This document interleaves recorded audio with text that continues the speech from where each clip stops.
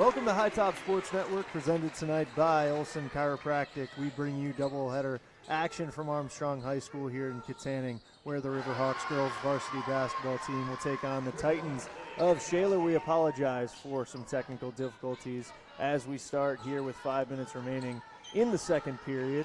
Armstrong down 1 point, 12-13 to the visiting Shaler Titans. I'm Luke Strazio, joined by Liam Badak. Liam, we've got a pretty good one going so far as Shaler gets a big steal here. Tight game, tightly contested, 4:44 remaining in the second. Liam, what have you seen so far other than our broadcast desktop as we've tried to get everything back on track?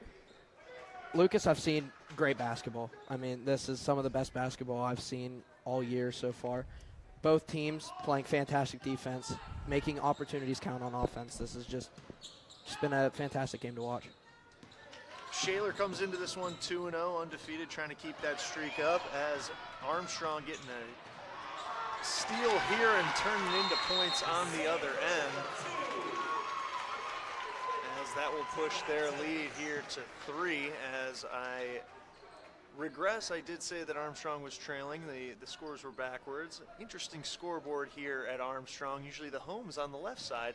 The guest is on the left side. Down 3 are the Shaler Titans here on the road. Once again, I'm Luke Strazio, joined by Liam Badak. We bring you doubleheader action here from Armstrong as the Riverhawks take on the Titans. The boys varsity game will directly follow this. Liam, it seems like Armstrong's picked up a little bit of pace here in the second quarter, as we saw that little bit of a half-court press, got a steal there and turned it into points. Yeah, huge momentum for Armstrong there. That's going to be big coming out of this timeout. If they get a big stop here again, that's going to put them up possibly 5, maybe 6. That's going to be huge for Armstrong to take down the Shaler team. I've watched Shaler quite a bit. They're well coached. They're just honestly a well-oiled machine, both boys and girls.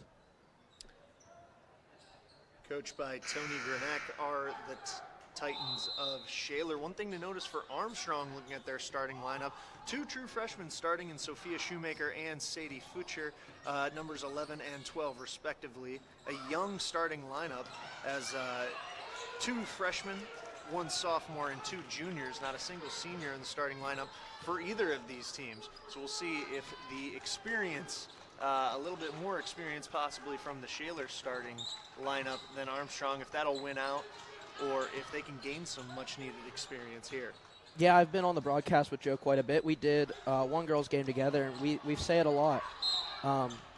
This Armstrong team is young. I mean, a lot of freshmen, only 2 juniors, 2 seniors, I believe 2 sophomores only. So they're just a bunch of freshmen who are all pulling their weight to get big wins for this team. Turnover there on a travel as Shaler will take back over. Number 11, Reese Smetanka taking it up here. Passing over to the left side, mishandled pass. Over to the corner. To the right wing, slashing inside, and a pass inside, and it's going to be tangled up, and they'll call a foul on the Armstrong defense there, as number 31, Etta Warner, will go to the line. You know, Lucas, one of the biggest things I've noticed so far in this game is the aggressiveness out of Armstrong on defense. They've been causing a lot of turnovers, which have led to most of their scoring here early in this game. Misses her first, especially on the glass. I've noticed there's been a lot of contention for rebounds early in this game, as we see number 23, Mary Duncan, grab one there for the Riverhawks, another freshman in Duncan, as Shaler now picking up the pressure a little bit. Tip goes out of bounds, but the Riverhawks will retain possession. Bella Pock taking it up for the Riverhawks. See Shaler, a little half-court trap here. They'll force another trap. Armstrong passing out of it, tried to get it to the inside, and Shaler forces a turnover. That was one thing Armstrong couldn't seem to figure out in their last game, was how to stop that half-court trap. It caused a lot of the other team's points, even though they snuck out with a win. It it was tough for them to get by that half-court press. Three-pointer no good from Giri Letowski on that last one, and Armstrong will call a timeout to slow things down. 2:57 here remaining in the second period. Armstrong with a 3-point lead over Shaler, 15-12. Here on High Top Sports, brought to you by Olson Chiropractic tonight. Lucas, you did the hockey game last night, correct? Back on the field sooner with the care of Olson Chiropractic. Dr. Ryan Olson and his staff treat a variety of conditions for patients of all ages. Don't jeopardize your quality of life and the moments along the way. Let Olson Chiropractic help you find the healthier, younger you. Call Olson Chiropractic at 724-548-1040 to schedule a consultation or see a full list of services online at olson-chiro.com.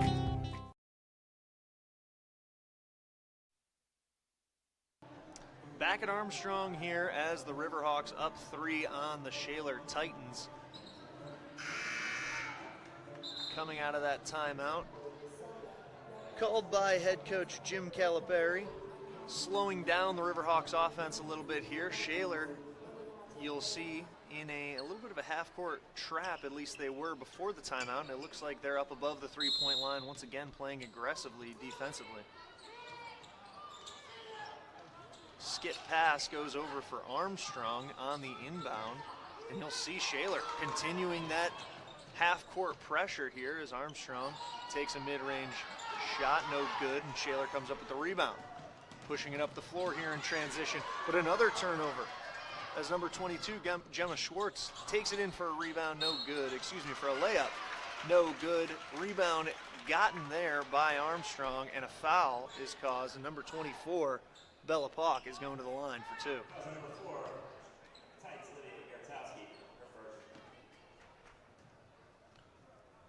Pock, the 5'8" sophomore, is good on her first. Nice job crashing the board there in transition.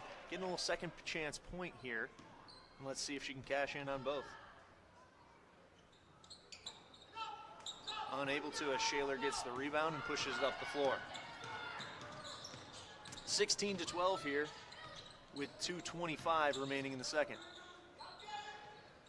Shaler looking to get it inside here. Shot by number 22, Emily Berger, no good, and Armstrong will get a rebound. Ripping it away was Bella Pock, but on it, using a second pivot foot and a walk, a turnover here from the Riverhawks. And the Titans will take back over as they have a couple of substitutions coming in here. Number 5, Peyton Fox, along with number 24, Genesis Gorgon. Yeah, huge for Shaler there, getting that travel call. And right as you call it, another travel right back as Armstrong will retake possession. Refs are making me eat my own words. That's right. A little early in the season here. And, you know, there's a lot of young players on both sides of this one. So that's the experience that they're going to have to learn, obviously, you know, in high school level. Not going to let anything go. As good officiating from the refs in this one thus far. A lot of careless turnovers as another foul is called this time on Shaler, being a little bit over-aggressive in that half-court trap. Yeah, I feel like Armstrong's defense has been really good to cause those turnovers, but now Shaler's defense is really picking it up, using that half-court press to generate a lot of their,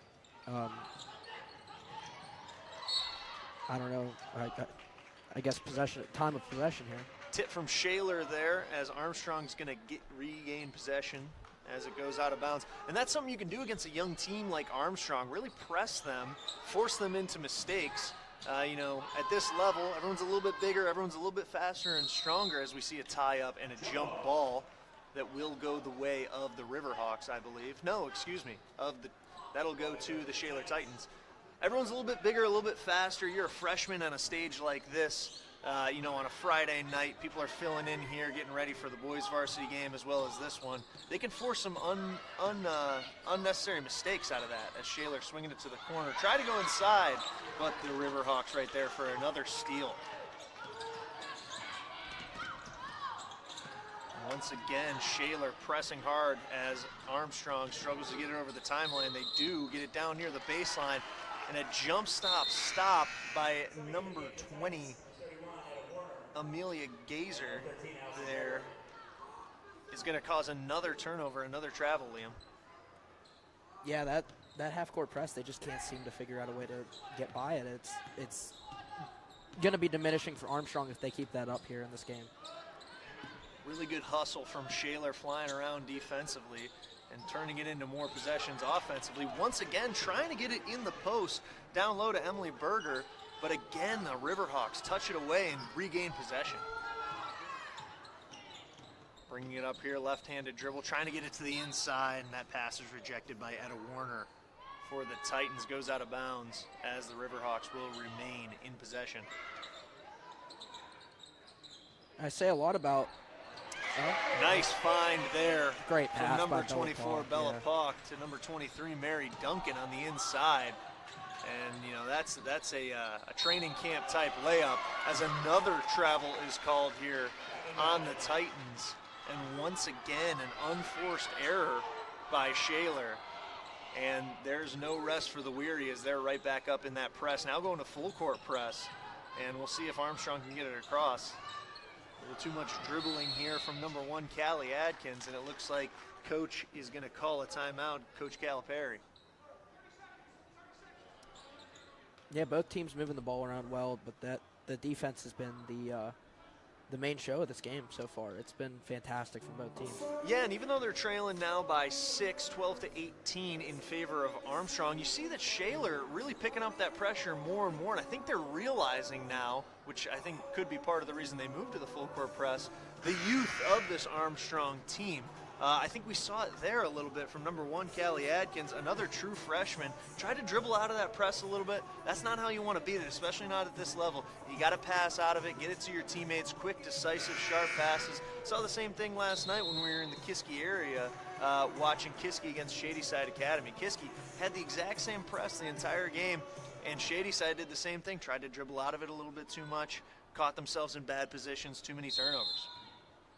You know, that's basketball now. They're trying to do too much with the ball rather than find the open teammate. Find the open pass. That's all you can do. Tried to pass it there, but a great steal from number 11, wrong team, Reese Smetanka, and it turns into 2 for Shaler. As Armstrong pushing it up the floor after that one, retains possession here. A move to the inside by number 20, Amelia Geyser, and she's going to be fouled and go to the line for 2. 26 seconds remaining here in the second period. Armstrong up 18-14. Geyser at the line. Makes her first one. Her first points of the night.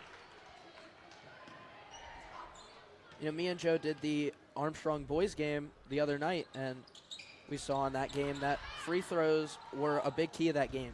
Not a lot of points scored. It was only a 39-30 game, but neither team was making free throws. It goes out of bounds, but Shaler will retain possession. It was just wasn't good, especially on free throws. I mean, you don't want to see that early in the season. You want to see them making those. Those are almost free points. If air ball there as Armstrong will take over. And I mean, they call them free throws for a reason, exactly, am I right, Liam? Exactly. And in games like this, when there's no shot clock at this level, you know, these are not going to be super high-scoring games. If you get those chances, you like to cash in on them. As 9 seconds left here in the half, Armstrong pushing it up, get a fast break, touched out of bounds by a Shaler defender. That was number 11, Reese Smetanka. Second time in a row that she's gotten her hand on a ball defensively. Caused a little bit of a turnover, not a turnover on this one, but caused a miscommunication on the Riverhawks side. Yeah, that's going to be big for Shaler, because if they stop this scoring here, that's going to be able to... Unable to get a shot up there are the Riverhawks, and this first half will end 14-19 in favor of Armstrong. Trailing by 5 are the Titans. We'll see what halftime adjustments they make. We are here on High Top Sports Network, brought to you by Olson Chiropractic tonight. Thank you for joining us on your Friday night, and we will be back with a little bit of halftime analytics here, right here on High Top Sports Network. Armstrong indoor. I don't know what the fuck I'm talking about. Me neither. I haven't played basketball since I was in 7th grade, and I'm an 11th. That's okay, now. man. I don't even watch it.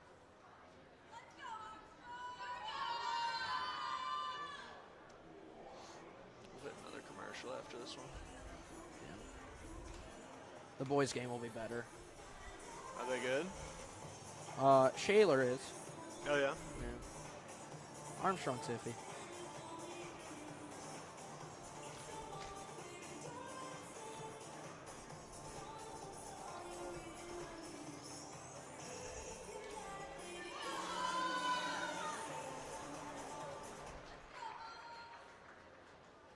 Ladies and gentlemen, come support your girls' basketball and softball teams by about a 50-50 chance over near the entrance, away from the scoreboard side of the gymnasium.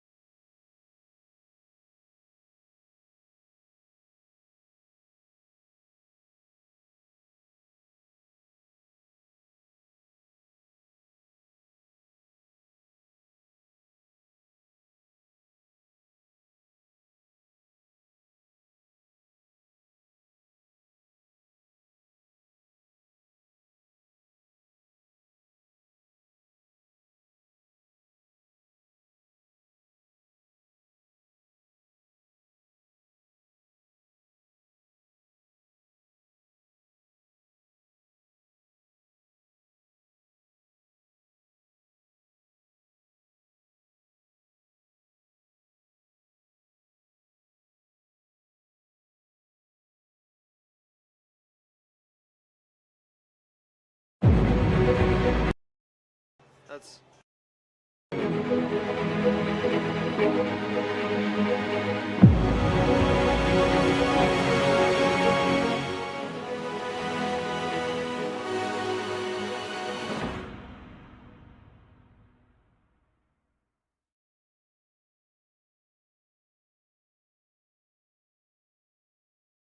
Steffi's Country Catering prepares home-style made-from-scratch dishes that will have you convinced Mom made it.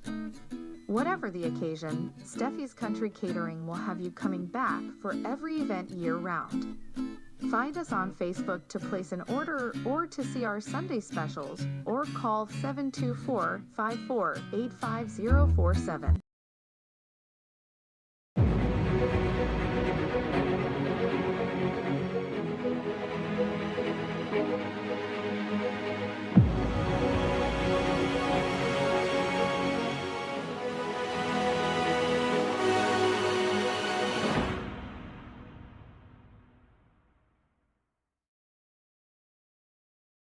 Life doesn't slow down when the everyday aches and pains have you sidelined. So get back on the field sooner with the care of Olson Chiropractic. Dr. Ryan Olson and his staff treat a variety of conditions for patients of all ages.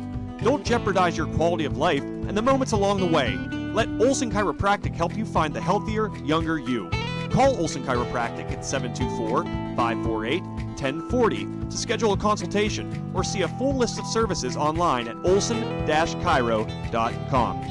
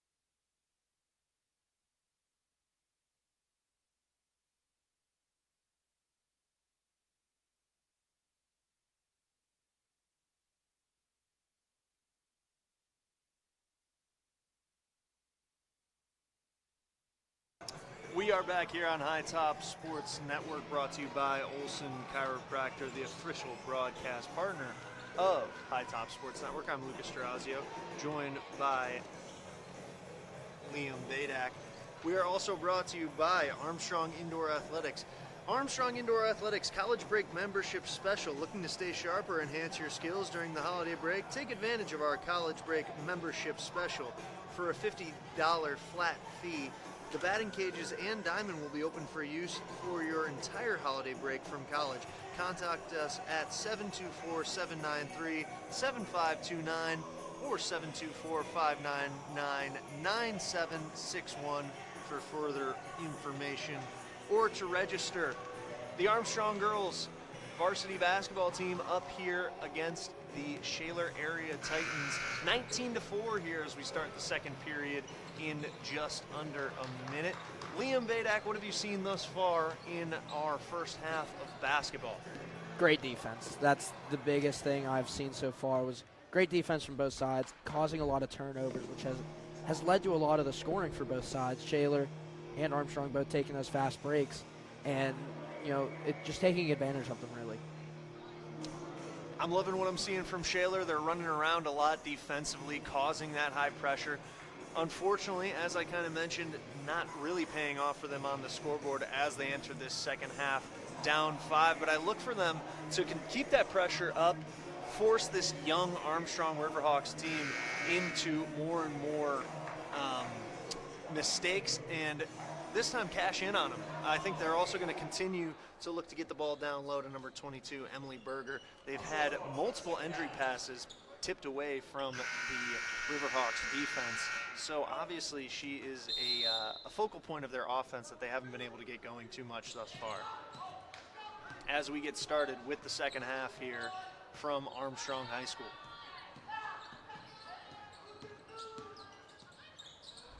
Back cut here is Shaler once again tipping it away and causing another turnover. Looked like Shaler came out in a little 2-3 zone there instead of being up pressing as much.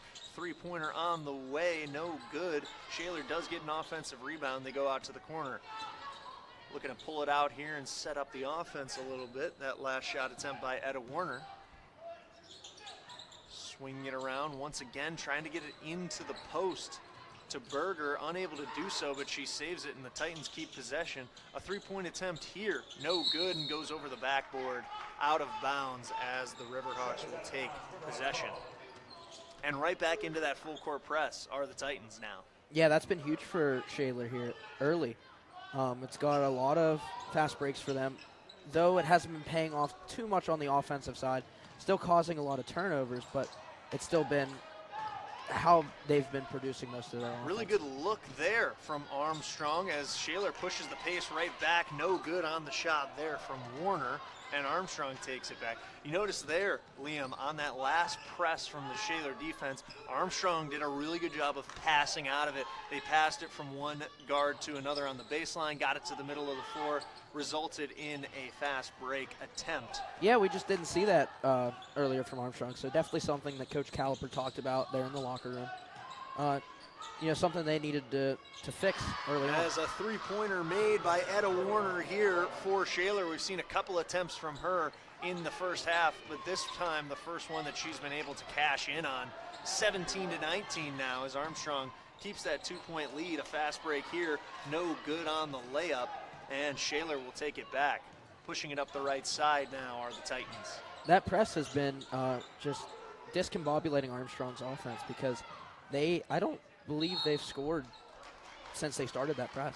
No, it's been very few, if any. Etta Warner, another three-point opportunity from the opposite corner this time. No good. Armstrong got on it, but it goes out of bounds, and Shaler once again keeping possession here. I think Armstrong needs to work on being strong with the ball, really keeping possession. There's been a little bit too many loose balls in this one as Shaler inbounding it. A really nice catch there from number 11, Reese Smetanka, and a foul on number 1, Callie Adkins for Armstrong, her second personal. Yeah, Armstrong just needs to slow down on offense. They're playing at too quick of a pace, and I think that's probably what's leading to most of their turnovers here early. I think the message from Coach Calipar is to take a deep breath. I think that should have been the message at halftime and pass out of the press. We've seen one of those things be accomplished as Shaler dribbles into this zone defense for Armstrong, passing it around the arc and now into the corner. Another three-point attempt for Shaler. No good, but they do get another offensive rebound. Pass goes awry, but Shaler finds a way on it, and now it's tipped away by Callie Adkins. Another turnover forced in this one, and Adkins puts this one in to make it 21-17 in favor of the Riverhawks. You know, I've noticed quite a weird zone here from Armstrong. They're running a 1-2-1, but where Callie Adkins is on number 11, Reese Patanka, I think they're trying to shut her down. I think she's been their big scorer here early in the season, so they're probably trying to just stop her and keep the ball out of her hands.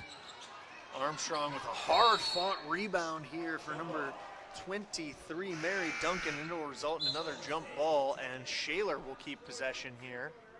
Saw a three-point attempt, no good, but once again, Shaler getting on the offensive boards here, really crashing them aggressively and keeping a lot of possessions. Switching up the inbounder are the Titans. A line set as a couple of substitutions come in for Shaler. Number 31, Etta Warner, along with number 13, Allison Gregor. Both starters for this team. They inbound it to number 11, Reese Matanka. A foul once again on the floor.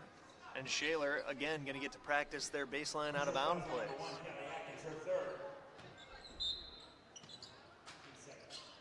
Once again, lobbing it to the top of the key. A handoff here for Smetanka. And a hard slap that there. One was heard up here. That was full. From Callie Adkins, another foul on her as she has been aggressive. You did mention she's been up there kind of near the guard play, really out from that arc, forcing some pressure on the Shaler offense, and now she'll take a seat as she has 3 personal fouls, getting into foul trouble. Now a miscommunication from Shaler, and number 11, Sophie Shoemaker, gets it, cannot convert on the layup. Another foul on the floor, this time number 24, Bella Pock, as Shaler going to keep it again. 4 team fouls here already, just 3.5 minutes into the second half.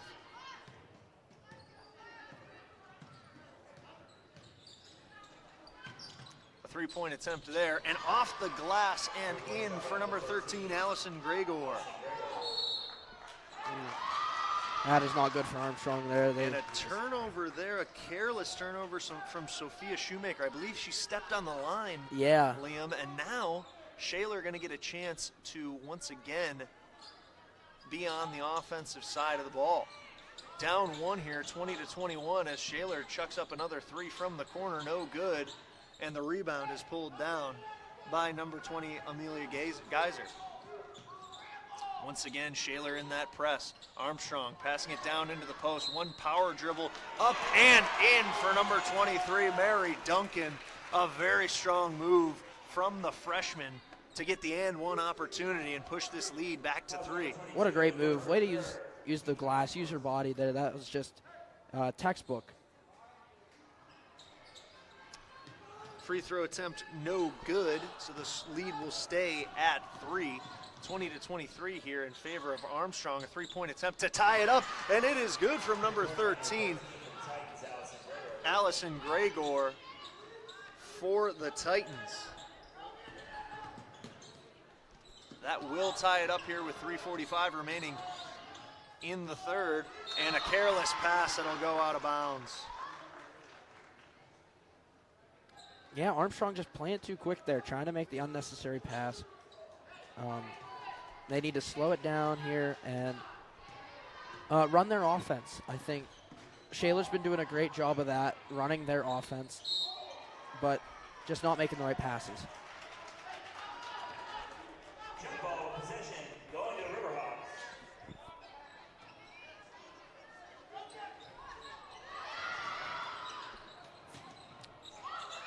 Fight for the loose ball here as Shaler's on it, and so is Armstrong. It's going to be a jump ball that is going to go in the direction of the Titans. once again getting to practice their baseline out of bounds plays. They've gotten a lot of reps on that today. A lot of baseline inbounds from under their own hoop for Shaler. And once again, they lob it up to the top of the key. I don't think they've done anything different than just lob it up there. That's right. You'd like to see them set something up out of it. And a good steal here for Armstrong. And now a fast break off of it. Loses it momentarily. Getting it back, loose ball, and Shaler now comes up with it. Yeah, that would have been big for Armstrong there, but just unable to control it. A good steal, good opportunity on a fast break, but they can't cash in. As now Shaler once again back on the offensive side. Pass goes long, but they keep possession, and the Shaler coach, Tony Grenick, is going to call timeout here with 2:51 remaining in the third. High Top Sports Network here in Armstrong, Pennsylvania at Armstrong High School. We're going to go to a quick commercial word from one of our sponsors. South Grand Street Avenue in downtown Katanning offers a state-of-the-art training facility and top-tier instruction by experienced coaches to help turn your youngster into the best baseball or softball player they can be. Batting cage and bullpen lane rentals are available for 30 to 60-minute sessions, and you can also sign your baseball or softball player up for private hitting, pitching, fielding, and catching instruction with our knowledgeable staff. Be sure to visit Armstrong Indoor Athletics online at aia.team or call them at 724-599-9761 for more information today. Back at Armstrong High School here, Shaler girls basketball against Armstrong. Top of the key there, no good on another three-point attempt. Offensive board for Shaler. There's a loose ball. Armstrong gets it, ties it up, and once again, another jump ball here. This one is going to go to the Riverhawks. Armstrong staying very aggressive here. That's going to be good for them. Yeah, got to clean those boards, and so Shaler staying aggressive on that full court press. A mid-range jumper, no good. This time a fight for the ball and a step out of bounds by the Riverhawks. Rebound coming there from number 22, Gemma Schwartz. But Shaler going to keep possession here. Once again, baseline out of bounds. This time goes right to the corner. Three-point attempt from number 13. Allison Gregor, another three for her tonight. She's got 9 points on 3 threes. Another turnover forced by Shaler, no good on the layup. And Armstrong is going to take over again, pushing it on the break here. Number 24 in, no good. And Shaler once again getting the rebound there. That was number 24, Bella Pock.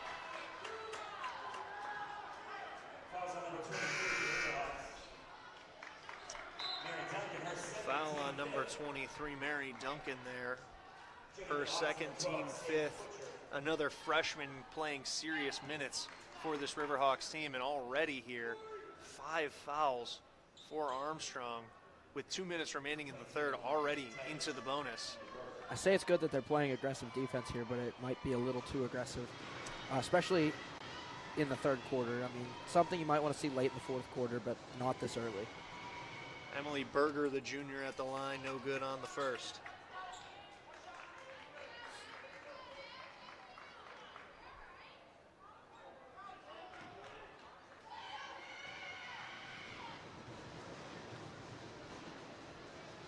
Second attempt for Berger, also no good. Pulled in there by Armstrong, thrown up the floor, and a miscommunication went through the hands there of number 11, Sophia Shoemaker, and once again, the Titans are going to take over.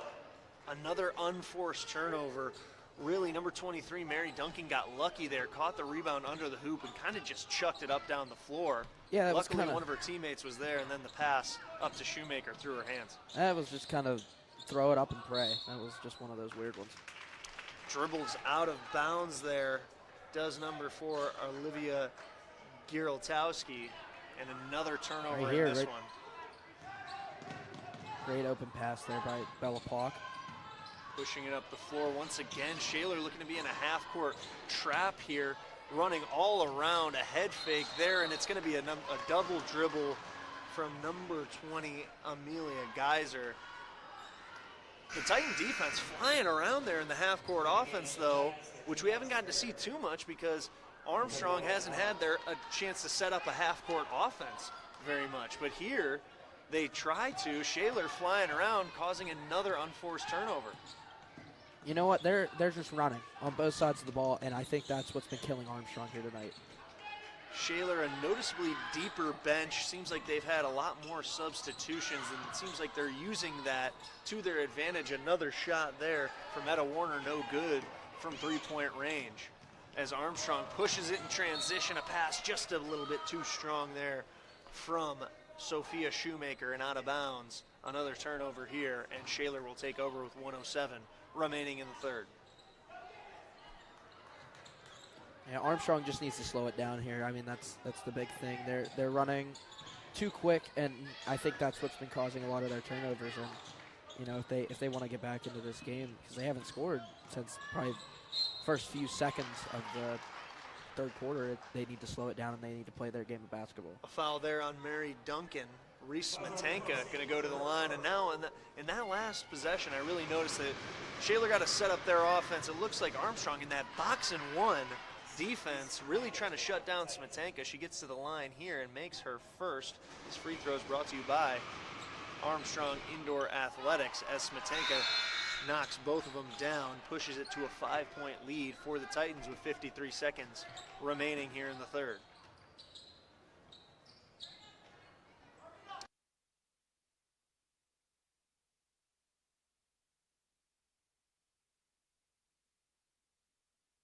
Pushing on the break here is Armstrong. A shot up, no good from Duncan. Tie up for the ball, and they're going to call a foul here. I believe it's going to be on Armstrong, and it's going to be another free throw opportunity for the Titans. This time, number 23, Taylor London.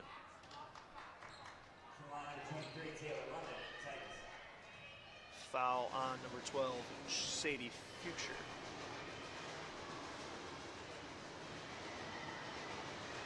First attempt, no good for London, the senior for the Titans.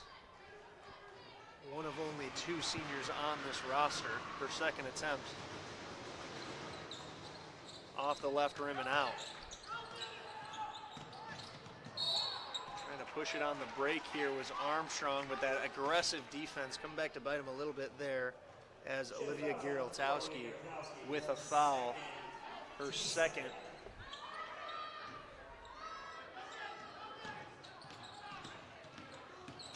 Armstrong pushing the break now as Shoemaker finds a teammate. Good looking pass there, but it is intercepted and Shaler takes it the other way on the fast break. Smetanka goes up and they're going to get an offensive foul on Reese Smetanka. Really good take there from Sophia Shoemaker on the charge. Getting the bench fired up here with 28 remaining in the third. Couple of subs coming on for the Titans here. Etta Warner as well as Allison Gregor.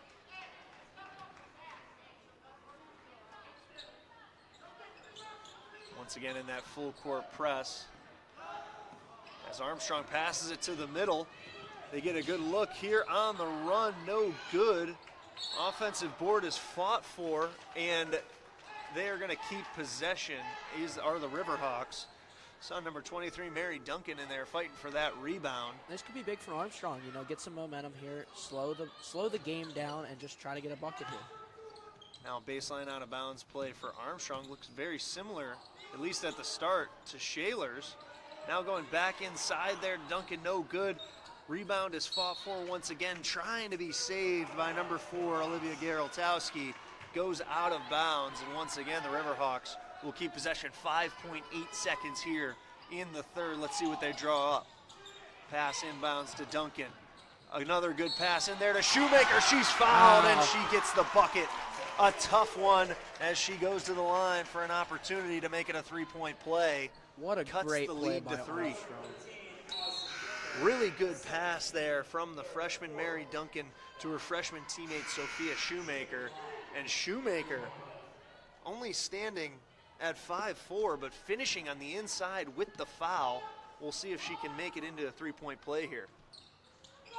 Off the right iron and out, and that will bring us to an end of the third period here on High Top Sports Network, brought to you by Olson Chiropractic. Life doesn't slow down when the everyday aches and pains have you sidelined. So get back on the field sooner with the care of Olson Chiropractic. Dr. Ryan Olson and his staff treat a variety of conditions for patients of all ages. Don't jeopardize your quality of life and the moments along the way. Let Olson Chiropractic help you find the healthier, younger you. Call Olson Chiropractic at 724-548-1040 to schedule a consultation or see a full list of services online at olson-chiro.com.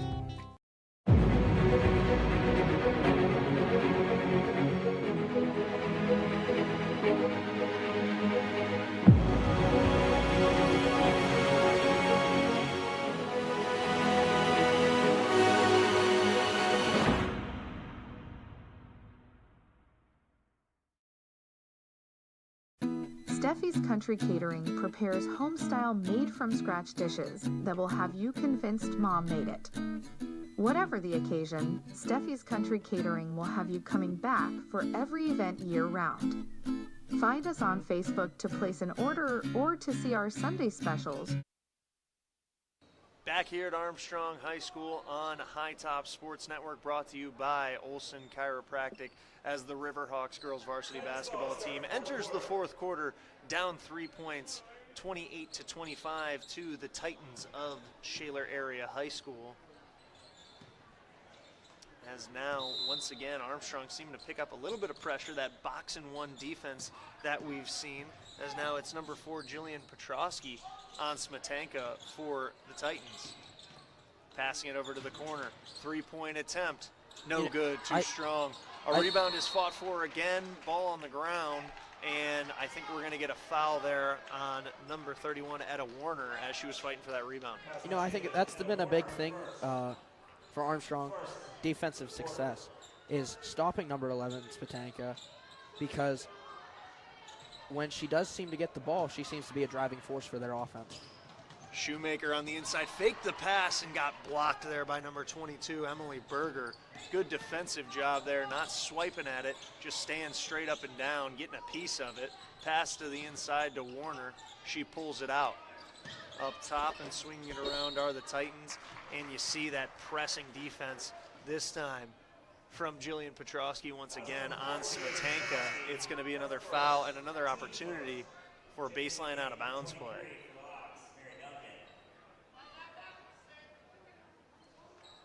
Passes it into the corner, does Smetanka, and now up and around. Looked wide open from the start, but Pauk able to defend it. Three-point attempt from the other corner, no good, and the Riverhawks able to come up with the rebound. That's freshman Mary Duncan, who's done her work on the boards tonight. Pushing in now, pass to Duncan, another turnover. Shaler forcing that one and now pushing it up the right side. Pulls up number 13 for three, no good, off the back iron. Rebound fought for by Smetanka, and they're going to call a jump ball that is going to go the way of the Armstrong Riverhawks. Jump ball possession goes to the Riverhawks. Pass inbounds here. She did step inbounds. I didn't know if she established herself there. Mary Duncan down low, passes it to a teammate who got hit hard by Etta Warner on that block attempt, and they're going to call a foul. I'm not so sure about that one, Liam. Honestly, I thought it was clean. I did too there for a minute, but she went down pretty hard. It could have been a flop. You know, we see that nowadays, but. Number 4, Jillian Petrosky on the free throw. No good on her first one. These free throws brought to you by Armstrong Indoor Athletics. I saw that a lot last night in the Shadyside Academy game. Usually when you have one player that's stronger than the player that they're defending, as she makes her second, 26-28 now for the Riverhawks, trailing by just 2. Even if it is a clean block, if you come down hard on it, a lot of times they're going to call that foul either way. Stand straight up's the way to go. We saw it earlier from Emily Berger for Shaler. This time, though, yeah, it's something I've also too hard. noticed a lot recently, especially in the boys' games. Shaler setting it up here, a handoff, and Warner crashes to the deck as number 22, Gemma Schwartz, runs through a little bit there. Going to be an off-ball foul. Second team foul of the fourth quarter, 6:22 remaining. Armstrong still trailing by 2 to the Shaler Titans. Still in this box and one defense as Smetanka goes to get the ball, passes it around into the corner for the Titans. Warner up top to Smetanka in the high post, and another foul on Armstrong. This one once again on Gemma Schwartz, her second in a row. That one seemed a little questionable. It looked like she got her hand on the ball first, and I feel that could have gone as a jump ball. She did get her hand in there. I did think it was all right, but when you're from behind like that, not usually going to give you those calls, unfortunately. Yeah, it almost looks like a wraparound. That's right, another three-point attempt for Shaler, no good, and kept in bounds. Good job there. Etta Warner on an attempt to no good off the right iron, and Armstrong corralling this rebound. Over the timeline now, once again, the Titans, tough trapping half-court defense, running around a lot, getting their conditioning in tonight for sure, swinging around the three-point arc is Armstrong now, and another foul, this time on Allison Gregor for the Titans. Armstrong doing a better job here in the second half of getting around that sort of half-court press. Still causing a lot of turnovers, but not as many as what we've seen early in the first half. Genesis Gorgon and Peyton Fox both subbing in here for Shaler, as we've seen them go to the bench, and I think it is because they're getting their conditioning in. They're running around a lot here. Good passing from Armstrong. They got it to the inside, couldn't handle the pass. Shot goes up, they get a rebound, no good on the putback. Shaler gets the rebound here and is going to keep possession. And right there, Mary Duncan, another freshman that's playing on this team, the 6'1" forward, got a good pass on the inside there, couldn't handle it. It's about the split seconds in a game like this where you catch it and get it up quick. Lost it just a little bit, forced her into a tougher shot, unable to cash in on it. And now Shaler gets the possession back, and they retain their 2-point lead. Shot from the corner here from Shaler, no good once again. On the glass, ball on the floor now, and we're going to get another jump ball. Jump ball possession goes to the Titans. Olivia Giroltowski letting it fly from the corner. We've seen a good amount of three-point attempts from her tonight. Trying to get one to go. She's got 5 in the points column for tonight. Another baseline out of bounds play. A little bit of a different look this time for the Titans. Yeah, almost like a stack, one-sided stack. That's right. Now, still going to lob it up, though. Dribble to the right. Smetanka coming around a couple of screens, and now getting it back up to Warner. Back to Smetanka. Tight defense on her, into the corner.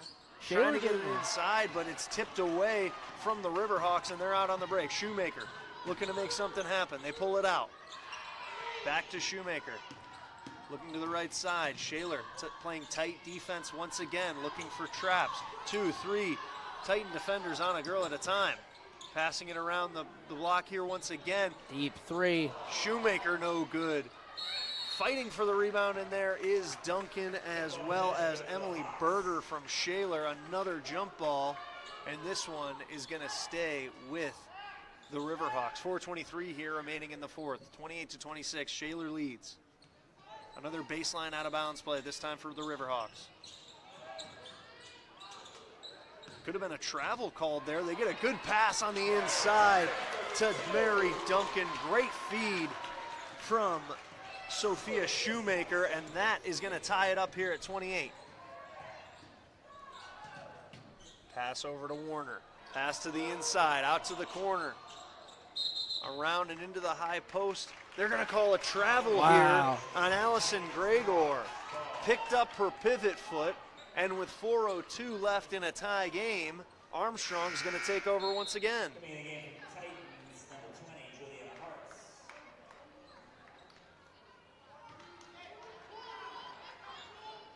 Passing it up the floor now to Duncan.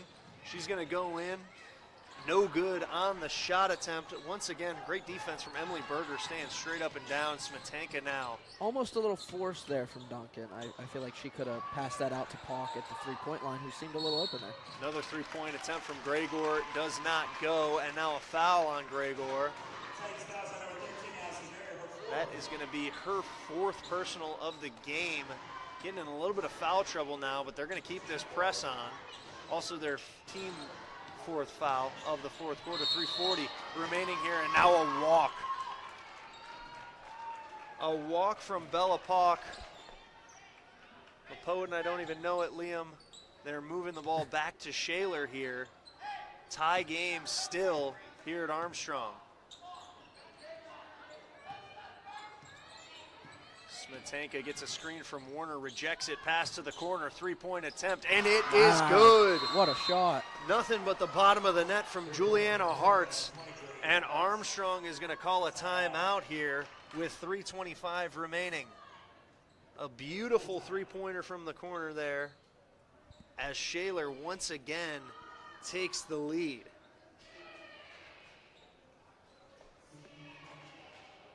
Now, Shaler doing a great job of using Smetanka to get other people open. You know, we see her go to the corner when she drives the ball to the lane.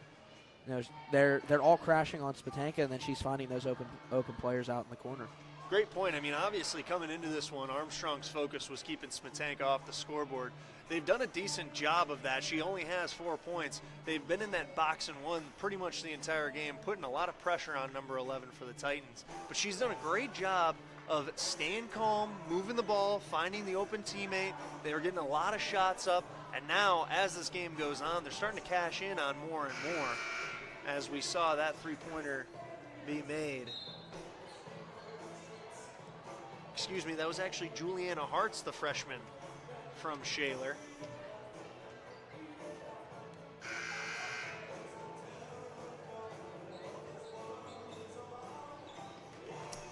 Looks like Shaler's going to pull the press off here with 3:25 remaining in the 4th. Getting in a little bit of foul trouble here. We're seeing a couple of Titans getting into those 3-4 numbers for the fouls.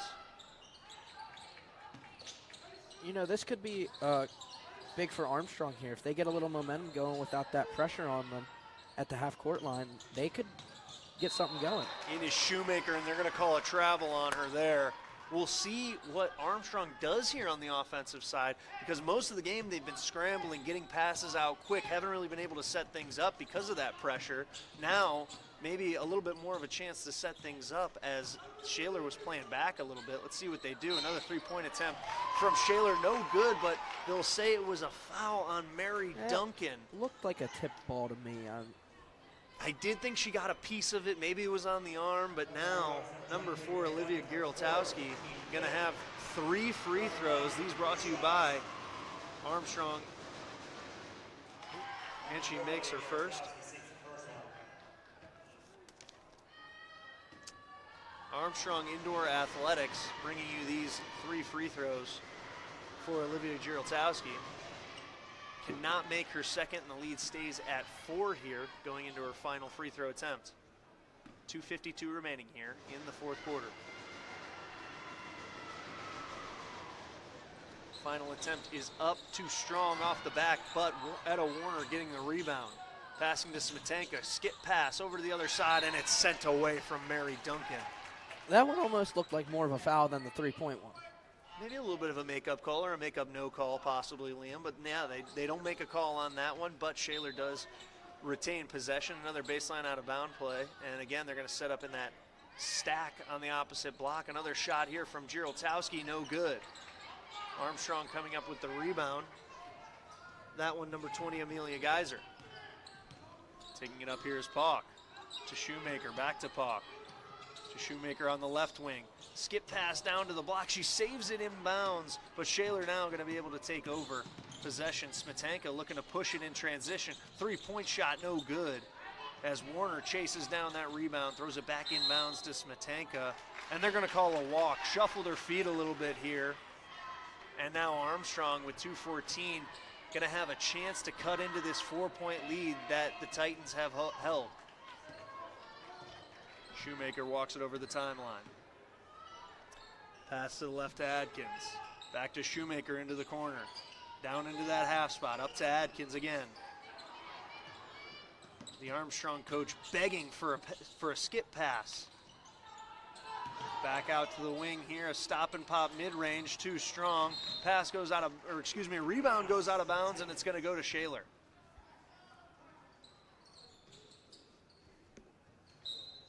Armstrong just rushing things a little bit, and that seems to be part of their downfall here.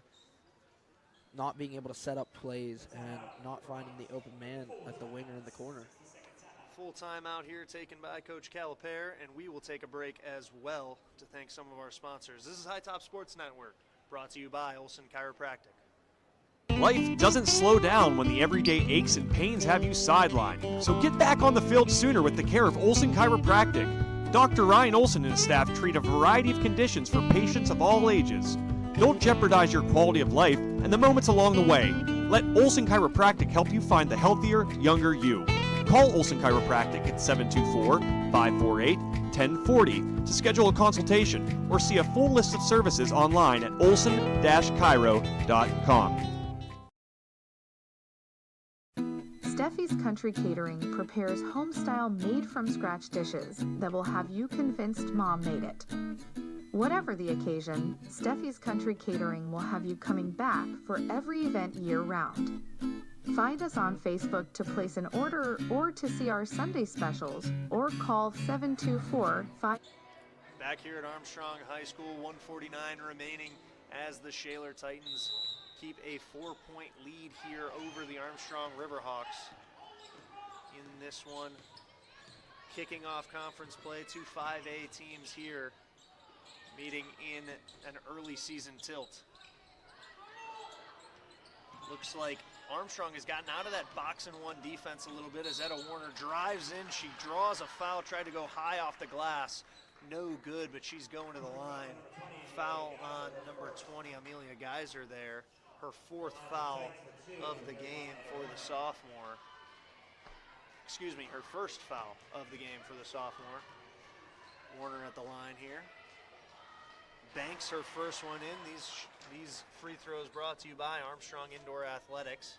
It was smart as there. She pushes it out to a 5-point lead. Smart there to use the glass. I mean, you don't see that a lot of the times. You just see them trying to put it in the hoop, as she does there. But a lot of times they're just trying to put it in when they could be using the glass to help out there. Duncan, a power dribble on the inside, but no good as Emily Berger sends it away. And Shaler once again taken over here with 1:18 remaining. Shaler's going to call a timeout here. Coach Tony Grenick calling for a 30-second timeout. 6-point lead here for the Titans with 1:16 remaining. Liam, getting down to crunch time here. Not too much time for the Riverhawks to climb back in this one. What would you like to see from them on the offensive side in the final minute 15? Run the play. I mean, Coach Caliper has been trying to say that this whole time. Run a play, get that open man in the corner, at the wing, in the box. I mean, any way that you can produce points here is going to be big to cut into this lead here for Shaler, or for Armstrong, to cut into Shaler's lead. Thank you for joining us on this Friday night on High Top Sports Network, brought to you by Nicola Ann Photography. Shaler with the inbound here, and it looks like Armstrong picking up the pressure. Need to get the ball back here and cut into this 6-point lead. Taking it over the timeline. Hard press by Shoemaker on the defensive side. The 5-second count is on for the referee, and they're going to get that 5-second call. Spectacular defense from Sophia Shoemaker, sticking like glue on number 13, Allison Gregor there, and causing a huge turnover with 1:01 left. Shoemaker now walks it up. Not too much time. They got to work quickly and cut into this lead. Shaler once again playing up high above the 3-point line. Into the high post, out to the 3-point line. Shot from Puck is good. Nothing but net, and she cuts it to a 3-point lead here with 42 seconds remaining as a timeout is called And that is the shot that the Riverhawks needed desperately with 42 seconds remaining in the fourth, cutting into a one-possession game. Yes, it is. I mean, they ran the play. I mean, Coach Caliper said that. Run the play, run the play, run the play. And, you know, that's going to happen when you run a play. You find that open man, they're going to get that open shot, and it's going to fall. I mean, you see it there. Bella Pauk, the sophomore guard, standing at 5'8", stepped right into that. Confident, looked like she's done it 1,000 times, like she probably has, training for this season, and she knocked it down. A huge shot there once again, cutting it to 3. 42 seconds remaining here as Shaler's going to take over. We'll see what Armstrong does here to press and try to get another possession as quickly as possible. Those Bella Pauk 7 points on the night here, her first 3 that she's gotten to go. May have been the first 3 for Armstrong all night, in all honesty, Liam. There may have been 1, maybe 2. I don't recall. It's been done most of their work on the inside. Points in the paint have been big for them as Smetanka walks it up here. The count is on, have to get it over the timeline. They do. 32 seconds remaining. Callie Adkins needs to be careful here. She has 4 fouls. 1 more is going to take her out of the game. And a timeout called from the Shaler head coach, Tony Grenick, wanting to give everyone a deep breath here. 28 seconds remaining as Smetanka doing a little bit too much dribbling. Good job from Callie Adkins up there on her. At this point, you're down 3. Do you foul here? I know that they do have a couple of players in foul trouble. You mentioned Callie Adkins. She has 4. But do you ensure yourself a possession here, put them on the line, put the pressure on? I would think by the way they're playing her, they want to foul someone other than Smetanka. Yeah, I agree. I think fouling could be dangerous here if a Shaler player misses both shots and then they end up getting an offensive rebound. That could be bad for Armstrong. That is true. That's one thing to definitely focus on if they do foul here, or if Shaler finds their way to the line another way. They've gotten a lot of offensive rebounds off those free throws. They have. And I think Armstrong has been playing good enough defense to where they can make a stop here rather than trying to go for that foul.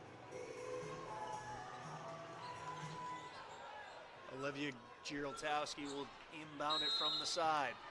Tight defense here from all the Riverhawks defenders. Directing traffic, Smetanka gets it behind half court. Gonna take her time back there, use the full 10 seconds, gets it over the timeline. Tight defense from Callie Adkins, down to 17 seconds.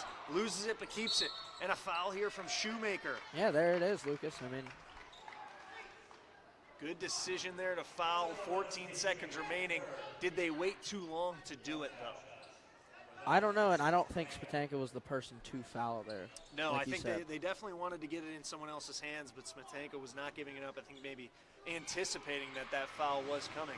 First one up is good. Gonna push it to a 2-possession game here with 14 seconds left.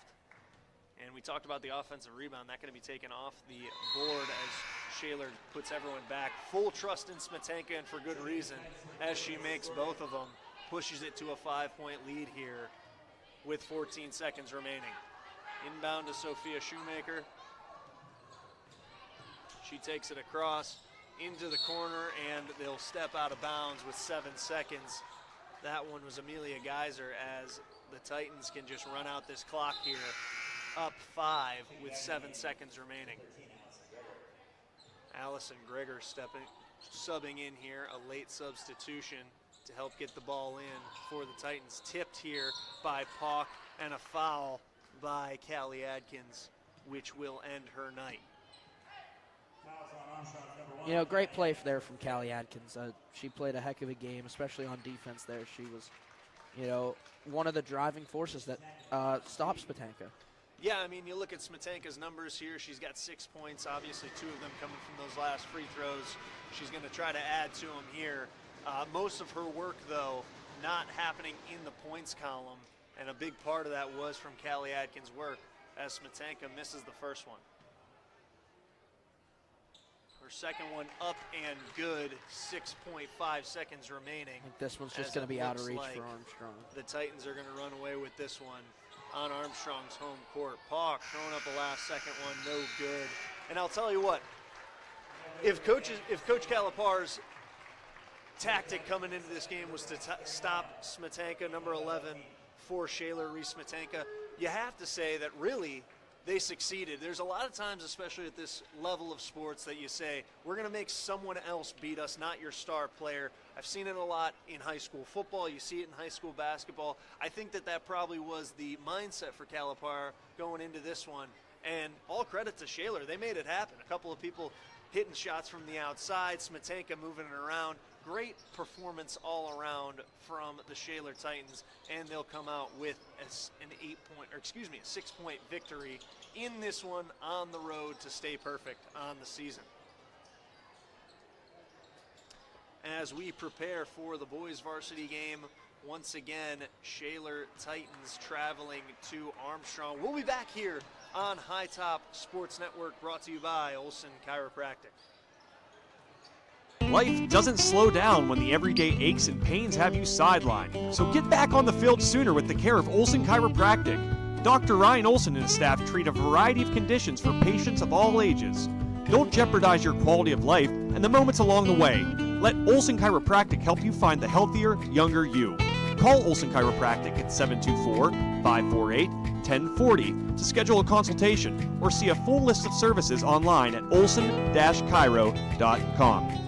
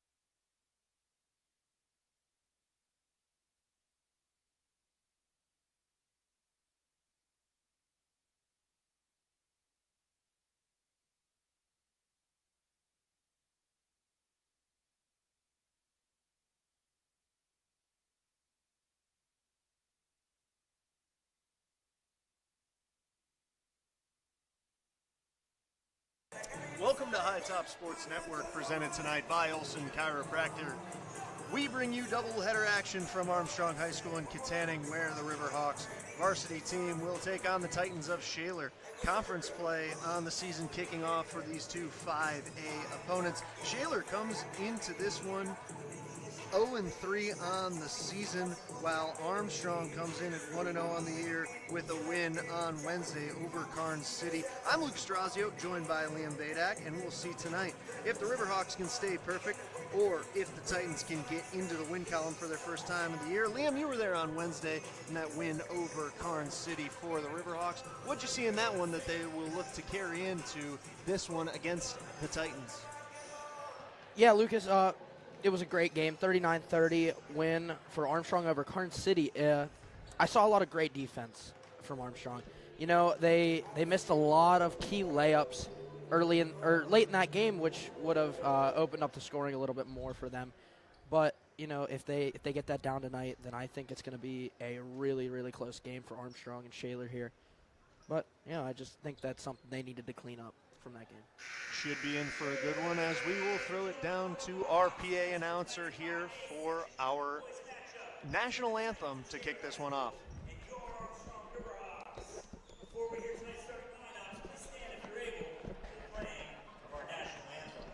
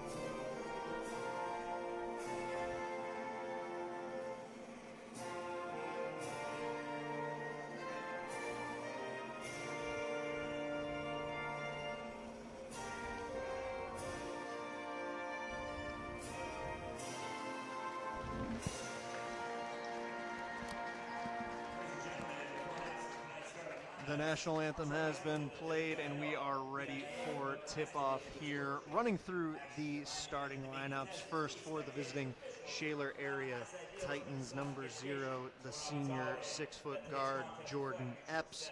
Number 3, Darren Nixon, another senior 6-foot guard. Number 5, Braden Page, the 5'11 senior guard. Number 13, Trey Historic, the sophomore 6'1 guard. And in the middle, number 23, Nick Perez, the junior 6-footer. For Armstrong, it's number 1, Jaden Oliver, junior 6'1 guard and forward. Number 2, Garrett Brumbaugh, the senior 6-footer. Number 3, Quentin Olson, the junior 5'11 guard. Number 11, Memphis Sider, the senior 6'2 forward and center. And number 34, Carter Schotting, the sophomore 6-footer for the Riverhawks.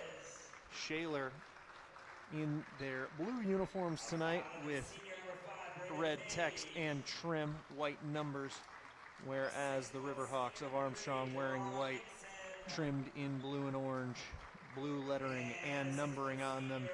Liam, what are we expecting in this one? We saw a pretty good one in the girls' game prior to this one, where the Shaler Titans able to pull away at the end, a 6-point victory over the home Armstrong Riverhawks. Are we going to see a sweep of the home team tonight, or are you anticipating a big night to stay perfect for the Riverhawks? You know, I think both teams are going to do great. It's going to be a fantastic game on all sides of the ball. But I think Armstrong has a good chance of pulling away with this one. From their last game, their defense was just incredible. If they repeat that again, then they're going to do great. I mean, the defense was just phenomenal. And if we see that again, I think then Armstrong takes this one away. Only giving up 30 points in their last showing did the Armstrong defense. High Top Sports Network thanks you for joining us on your Friday night. We are also brought to you by Armstrong Indoor Athletics. College break membership special. Looking to stay sharp or enhance your skills during the holiday break? Take advantage of our college break membership special for a $50 fee. The batting cages in Diamond will be open for use for your entire holiday break from college. Contact us at 724-793-7529 or 724-599-9761 for further information or to register. That's Armstrong Indoor Athletics at 138 South Grant Ave in Katanning, Pennsylvania.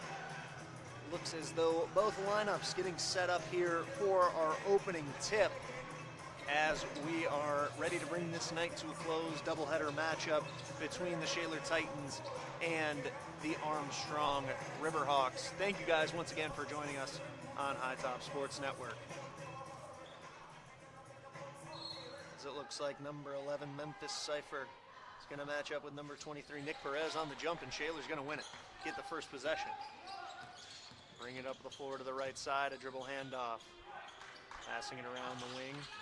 Keeping it up on the top of the key. Cut to the baseline there for Shaler. A three-pointer goes up off the front rim. Rebound gotten there from the Shaler offense, and they keep possession. Another three-point attempt, this time too strong from number 0, Jordan Epps. And this time, the Riverhawks getting the rebound. Shaler taking a lot of early shots here, neither of which falling. Could be something that happens later in the game for Shaler. We'll see if they continue to force up outside shots. Looked like they could have had a look on the inside to a pass. As speaking of inside, number 11 Memphis Cipher slashing inside, unable to get it to go as Shaler pushes in transition here a little bit. Pass to the inside, tipped away, but Shaler keeps possession. A little bit of a no-look pass there. That was nice. Down into the half spot now. A dribble up and a pass over to the other high post. Power dribble to the inside, and a pass is off and then off the fingers of Jordan Epps, trying to save it there at the end. A turnover from Shaler. We saw a lot of turnovers in the girls' game before this one. Hoping to see a little bit of a cleaner basketball game, are we, Liam? Yeah, for sure, Lucas. That was, on both sides of the ball, just a lot of forced passes, a lot of forced shots that led to a lot of turnovers. Number 3, Quentin Olson, the one in control of the ball. Now we'll see him bringing the ball up all night for the Riverhawks, as now Shaler traps, almost forces a turnover. Strong hands from Memphis Cipher. Keep it in possession of the Riverhawks. He takes it in for 2, and we have our first points of the game. Slashing to the inside and dumping off to number 3, Darren Nixon for 2, and Shaler wastes no time tying this one back up at 2. Shaler boys taking a little bit of a page from the Shaler girls, doing that full court press here early in this game. That's right, and now we see a jumped passing lane from Nixon. He's got it all alone. He'll lay it in for an easy 2, and they will take their first lead of the game with 5:50 here.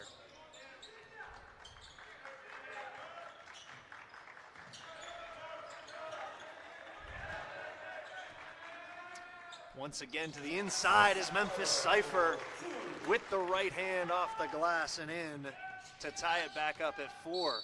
Quick dribble move to the inside, and a foul is called on the floor as Jordan Epps trying to slash inside there. Foul is called on number 3, Quentin Olson. First foul of this game. Darren Nixon will inbound to number 13, Trey Historic, and goes right back to Nixon.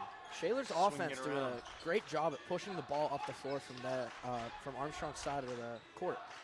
And they're running the plays very well, finding that open man.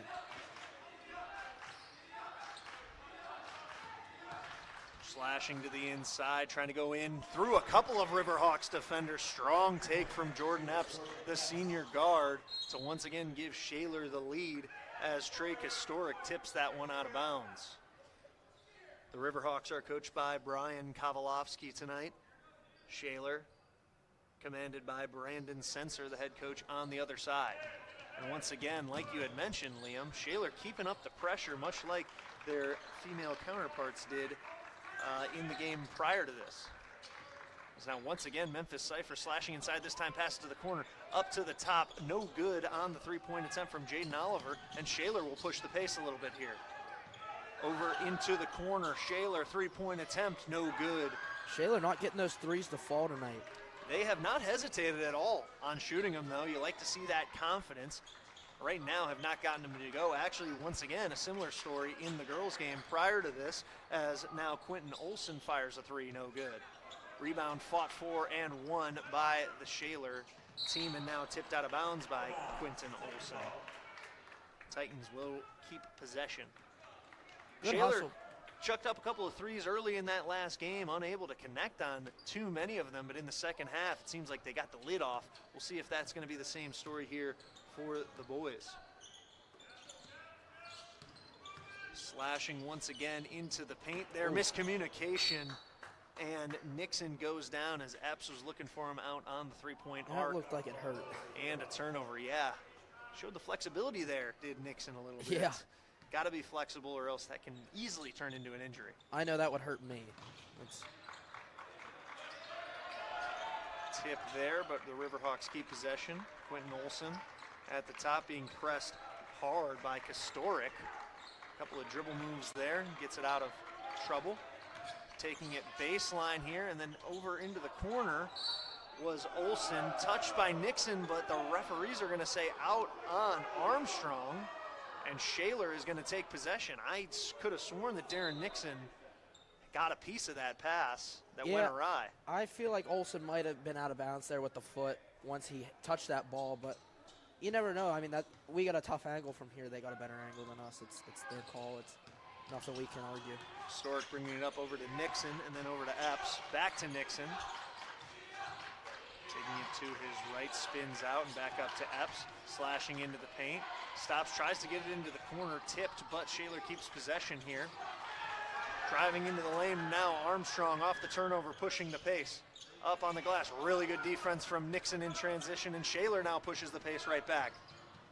Kostoric up with the left hand, he can't get it to go, and the Riverhawks take possession once again. 6-4 here still, 3 minutes remaining in this first period. Carter shotting with it at the top of the key. Over to Oliver. Now Brumbaugh. Looking for Olson on his left, and they're going to call a foul on Nixon here. Playing a little tight defense. Armstrong doing a great job at running the play. I mean, they're finding that open man and, not able to get anything from it. Just the ball movement is going to create some momentum there to find a basket. Already Nixon's second foul here. Just about 5 minutes into this first quarter. Olson taking it up once again, pressed hard. London playing tight defense there as Armstrong takes it in, unable to get anything up there, and a foul is going to be called on Nick Perez, the junior guard, fighting hard to get that ball back from number 11 Memphis Cypher for the Riverhawks. Good strong hands there from Cypher to retain possession. Olson on the baseline out of bounds, throws it up to Schotting. Guarded by Perez, they go inside to Olson, it's tipped away by Shaler, and now Nixon will push up the floor. Over to Epps, Epps slashing inside, and he'll draw a foul. Looked like a and hands go up to the on line. me. That was Not too bad of a job from the Armstrong defense there, staying straight up, not coming down on them too much. We'll see Jordan Epps' first free throw attempts of the game, brought to you by Armstrong Indoor Athletics. Misses his first to the left. And Liam, we talked about it a little bit last game. These are low-scoring games, no shot clock at this level of basketball. Oftentimes the clock is milked a little bit. These free throws are really going to be pivotal in this one as Epps knocks this one down, pushes the lead to 3 for the Titans. Pass to the inside on transition, unable to connect, and Shaler takes it over. Nixon taking it up the right side, behind the back, goes inside and then back to the corner to Perez. Pass to the top of the key, slashing in, Finds Nixon on the right side. Stop and pop, no good from mid-range. Ooh, that looked like a little bit of an over the back there. Perez, good rebound, but unable to put it in. No call. The refs are letting them play a little bit here. 1:45 remaining here in the first as Olsen walks it up the floor.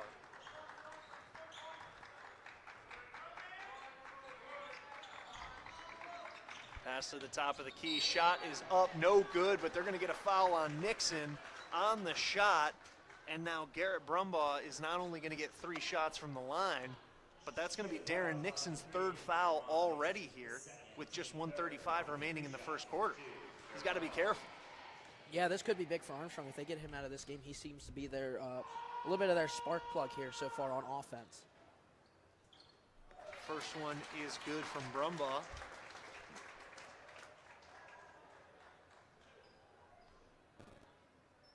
Excuse me, I actually misspoke. That's only Nixon's 2nd foul. I believe they tallied one to someone else rather than Nixon as Brumbaugh misses his 2nd.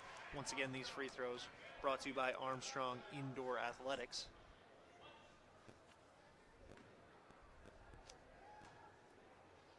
Brumbaugh to the line for his 3rd to cut it to a 1-point deficit. Knocks it down. Taking it up the left side of the floor is Epps. Into the paint, up and off the glass. Epps knocks it down. Pushes the lead back to 3 as Epps scoring his 4th and 5th points of the night on that jump shot. To the high post to Memphis Cipher. Being pressed hard. Olsen between the legs a couple of times. Guarded by Perez, goes to the elbow and then in with the left. A great finish there from Quentin Olsen. What a shifty player Olsen is. I mean, he's finding a way to get into the paint and Ball on the floor, and it's going to be a jump ball. get the ball off the glass. He's not the biggest or he's not the tallest, but you know what? He's quick and he's shifty, and you love to see that out of a player. Yeah, great change of direction on that move from Olsen too. Kind of showed like he was a little bit lackadaisical. All of a sudden, lightning quick with that left step. Got it up and off the glass with the left hand, cutting the deficit back to 1. 49 seconds here remaining in the first as Olsen once again walks it up, guarded by Brady Thompson for the Titans. Waving off teammates is Olsen. Passing to the left now to Oliver. Over to Schotting. Perez tries to jump the lane. Olsen in the corner. Head fakes. Over to Schotting. He'll put it up, and he'll put it in. What a shot by Schotting. Carter Schotting, the 6-foot sophomore, puts it in and gives the Riverhawks one of their first leads of the game since early in the first, and Nixon tries to get it back. No good on his three-point attempt. 13 seconds remaining in the first here. Epps has it, looking back over to Nixon. Over to Epps. He'll take one from the left wing. No good. Riverhawks get the rebound. 4 seconds remaining here. Olsen looking to put something up here before the time. 1 second remaining. One shot, and it is short off the front rim, and that is where we will come to a close of our first quarter. The Armstrong Riverhawks up 2 here over the Titans of Shaler. 11-9 here in Armstrong High School. We'll be back after these short messages from High Top Sports Network's sponsors. Armstrong Indoor Athletics, located at 132 South Grand Street Avenue in downtown Katanning, offers a state-of-the-art training facility and top-tier instruction by experienced coaches to help turn your youngster into the best baseball or softball player they can be. Batting cage and bullpen lane rentals are available for 30 to 60-minute sessions, and you can also sign your baseball or softball player up for private hitting, pitching, fielding, and catching instruction with our knowledgeable staff. Be sure to visit Armstrong Indoor Athletics online at aia.team or call them at 724-599-9761 for more information today.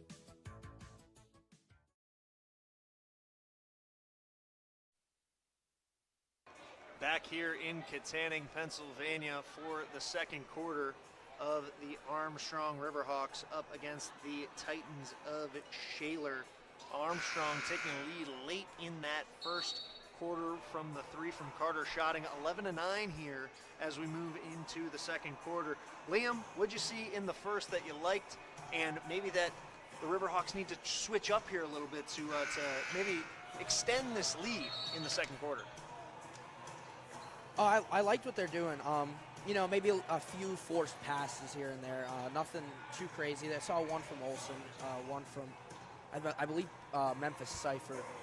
But if they clean that up, I think that they're gonna advance pretty well in this game and take a big lead on Shaler not getting those mid-range 3-point shots to fall, and that's gonna be key for Armstrong if they force those.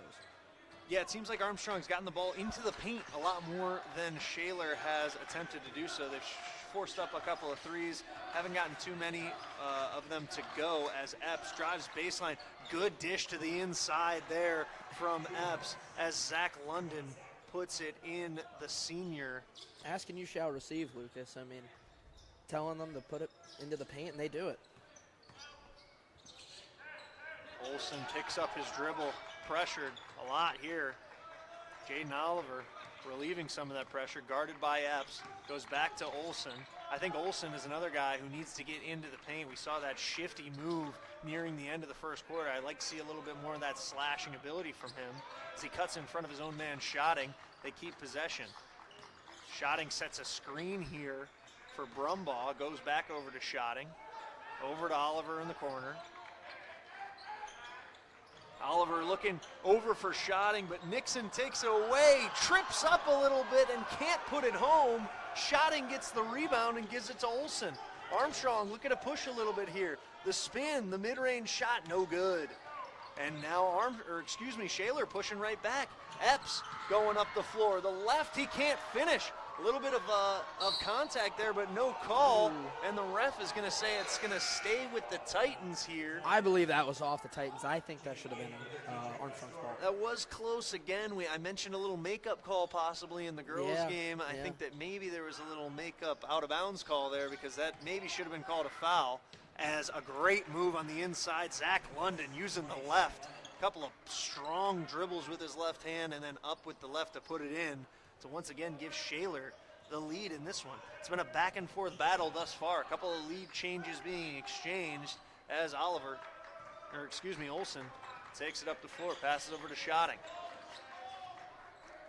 To Greg Schultz, first time we've seen him in this game. Olsen, a teardrop, no good, and Nixon comes up with the rebound, pushes it in transition. Over to London, takes a dribble with the right and puts it off the glass. London showing some serious touch around the hoop now. First with the left hand, this time with the right. First going to the left, this time to the right. He's showing a little bit of ambidextrousness, Liam, in this one. And that touch is not something you can really teach too much around the hoop. Looks good as now Shaler taking a 4-point lead with 5:55 remaining here on High Top Sports, brought to you by Olsen Chiropractic. Life doesn't slow down when the everyday aches and pains have you sidelined. So get back on the field sooner with the care of Olsen Chiropractic. Dr. Ryan Olsen and his staff treat a variety of conditions for patients of all ages. Don't jeopardize your quality of life and the moments along the way. Let Olsen Chiropractic help you find the healthier, younger you. Call Olsen Chiropractic at 724-548-1040 to schedule a consultation or see a full list of services online at olsen-chiro.com. Back here at Armstrong as Shaler with a 4-point lead over the Riverhawks. 5:50 remaining here in the first. Shaler picking up the pressure a little bit here. Going to the baseline, adjusting mid-air, no good there. And Shaler once again pushing the pace. Loose ball is wrangled in by number 1 Brady Thompson, and a smart, very heady play there to not only keep it in bounds, but throw it off of the shin of a Riverhawk defender and keep it Shaler possession. Yeah, great play just to, stay up in the air like that and get it off Cypher to keep the possession of the ball.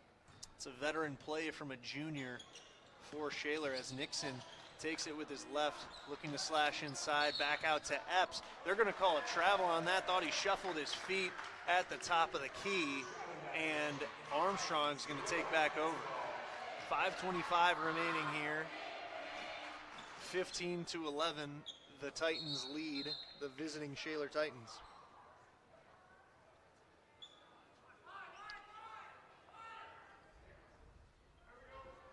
taking out of bounds on the side. Carter shotting. Looks like Shaler picking up that full court press once again. Quentin Olson taking it up here. Something that the girl counterparts did that, worked against Armstrong's girls. Olson no good on the Euro step, a little too strong. Good offensive rebound there from Garrett Brumbaugh, and a foul on the floor. They're going to call that one on Brady Thompson, the junior guard for the Titans, his first foul of the game. Olson takes this one out of bounds. Looking to the inside, a loose ball. Nixon fighting for it, and they're going to call a jump ball. Yeah, that's a good call there. That was really good play from Darren Nixon coming in there to get his hands on it and force that possession arrow to switch. It's going to stay with Armstrong here, but that's a huge momentum shifter in high school basketball. With that possession arrow, knowing that the next one is going to go over to you. Yeah, for sure. Trap here from Shaler. They get it over to Shotting. They're going to call a foul on the floor. Shaler wanted a turnover there as it went out of bounds. But they're going to call a foul on number 20, Zach London, the senior 6'2" guard. A little bit more of a forward at this stage when you're 6'2", at this level of basketball. But he's written down as a guard. I'll call him a guard. Shaler playing very tight and aggressive defense, a few fouls. I wouldn't say a lot, but quite a few fouls here early. And a steal here, almost stolen back, loose ball still being fought for on the floor. They're going to say he was out of bounds as Brady Thompson was on the deck for that one. But his foot went out of bounds, and it's going to go over to Armstrong. It is tough to press at a level like this and not have too many fouls. I think they've done a decent job of it, better than their female counterparts, because the girls' team definitely did have a good amount of fouls in that one. We saw both teams in the bonus at one point. We also mentioned in that one the deep bench of Shaler, which I think is also going to come into this one, and they're running around pressing the Armstrong offense as much as they can, as we see Quentin Olson at the top of the key, going in with his left into the paint, going up between a couple of Titan defenders and going to get a shooting foul and go to the line for two.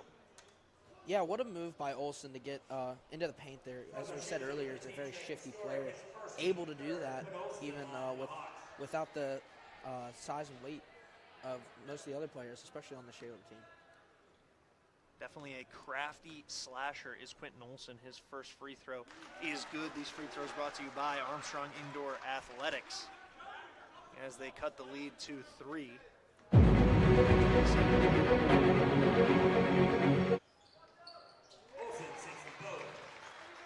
Sinks them both perfect from the line and cuts the lead to 2 as Epps brings the ball up for the Titans. In there, into the lane, and up with the left off the glass. Jordan Epps, a spectacular take to push the lead right back to 4. And that can be demoralizing sometimes, Liam. No, a hard-fought possession where you get 2 free throws, and then a slash quickly from Jordan Epps to get those 2 right back. Great move by Memphis Cypher. I mean, he's just been strong in the box tonight. It's been great. Definitely. He's been one of their best scoring threats, getting in there, putting it off the glass as London passes it to the corner. They go back to London. Shaler here trying to get those 2 back. Over on the left wing, another slash into the paint and a good take. Seeing a lot of left-handed finishes here tonight. This one from Trey Kostoric. Definitely something that their coach prioritizes early in practices, early in the season is, use that non-dominant hand to practice those layups. I mean, that's something we learned back in grade school, but, it's important, really important, especially at this level. Yeah, some players really take it and run with that and use it as much as they can. You've seen other pro guys even say they never use the left, as Olson got it on the inside, couldn't cash in on an easy layup, got his own rebound now, and he's going back to the free throw line. I've seen NBA players say that their entire career they went without using their left hand. I personally relate with that a lot. Never a big fan of the left hand myself. Was not very ambidextrous, as Olson couldn't make his first one. Once again, these free throws being brought to you by Armstrong Indoor Athletics. Lucas, I was never a big put the ball to the basket kind of guy. I was more of a pass to the open teammate as soon as I touched the ball. Hey, everyone's got their roles out there, Liam. Someone's got to set screens and crash the boards. Am I right? Yeah, I was more of a defensive guy. I was, try to get that. It's not glorious, but someone's got to do it as Olsen makes his second, cuts the lead to 4 here. Epps with a beautiful mid-ranger, silky smooth, and he drops it. Yeah, I mean, that could be demoralizing for a team, especially for Armstrong here. Getting a couple baskets and then Shaler just, making one as soon as they do that. Carter shotting pass a little too strong there for number 13, Kason Young, and a unforced turnover by the Armstrong Riverhawks is going to benefit the Shaler Titans here. Back to Epps on the right wing. Up top to Nixon. Is Shaler doing a little bit of a better job with the shots here? And they're going to call a travel there on Perez. Nick Perez, the junior guard. Not going to lie, I don't know if he actually picked up the pivot foot or not. Sometimes that little hesitation can kind of just make it look awkward. Thought he kept it down, but either way, it's going to be a turnover here. Yeah, it was definitely an awkward one. Something you don't see all the time. Kason Young taking this one up for the Riverhawks over into the corner to Schotting. Back up top to Cypher. Tries to drive, gets stopped. Up to Olsen. Olsen guarded hard by Historic. Back to Schotting. Trying to go baseline. Gets a man off and goes back outside to Cypher. Cypher in with the left and in once again. What a shot by Memphis High Cypher. off the glass with the left hand. Memphis Cypher has done a heck of a job getting into the paint, using his body to shield off defenders and putting it up and in once again. He's got 8 points on the night, and he can make it 9 with a free throw here. Unable to cash in on the three-point play, but Schotting gets the rebound, gets it again after missing, and now they're going to go with a jump ball. Nixon getting his hands on that one, good job. As with 2:03 left and a 3-point lead, the Shaler Titans will take possession here. Great hustle by Schotting there, getting the board off the free throw, the missed free throw, and then almost getting his self board. Foul here as Nixon tries to drive into the lane. What we call those, Liam, is me bounds. Yeah. Nixon going to the line here. Once again, our free throws are brought to you by Armstrong Indoor Athletics. 1:44 remaining here in the second quarter. Nixon cashes in on his first. Pushes it to a 2-possession game here.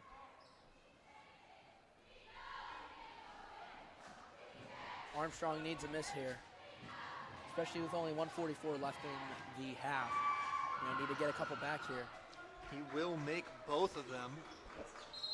And a foul here on Jordan Epps as he tried to force a late turnover here. That's going to send the Hawks to the line. That's going to be huge. They are in the bonus indeed. We'll see if Jaden Oliver can cash in, cut this back to a 3-point lead. 3 players for Shaler already at the 2 foul mark. That's something that Armstrong's definitely going to keep an eye on. Making them play aggressive is going to help them out a lot here. Oliver makes his first, and that is a good point. If they can continue to play aggressive and force fouls on the Shaler Titans, might get them out of that press. Might be getting in a little bit of foul trouble, especially for some of their key guys. Might force them to get out of it and sit back a little bit more on defense as Oliver, 2 for 2 at the line there, cuts it back to a 3-point game. Epps at the top of the key. Over to Nixon, head fake, into the paint, up and no good as they're going to get a blocking foul. I believe it'll be on Schotting, and Nixon will be going to the line again. Correction, that call was on number 11, Memphis Cypher, his second of the game.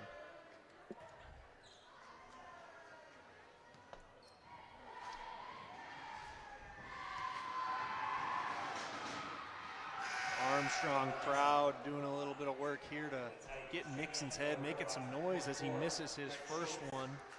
Yeah, those cheerleaders are definitely going to help out Armstrong there. Pounding on the bleachers a little bit. Nixon's second is good. Pushes it to a 4-point lead and back to a 2-possession game. Shaler back in this full court press, looking like they're looking for a trap. As Quentin Olson has it. Need to get it over the the line. timeline. And the coach of Armstrong, Great Ryan call. Kovalowski, is going to call a timeout. I would agree. Yeah.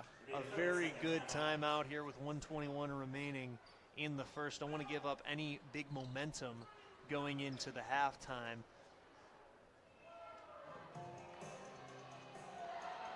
Thank you guys for joining us on High Top Sports Network here on your Friday night. We are brought to you by Olson Chiropractor, our official broadcast partner. Also brought to you by Armstrong Indoor Athletics, Nicola Ann Photography, and Sprinkles Food Mart. Yeah.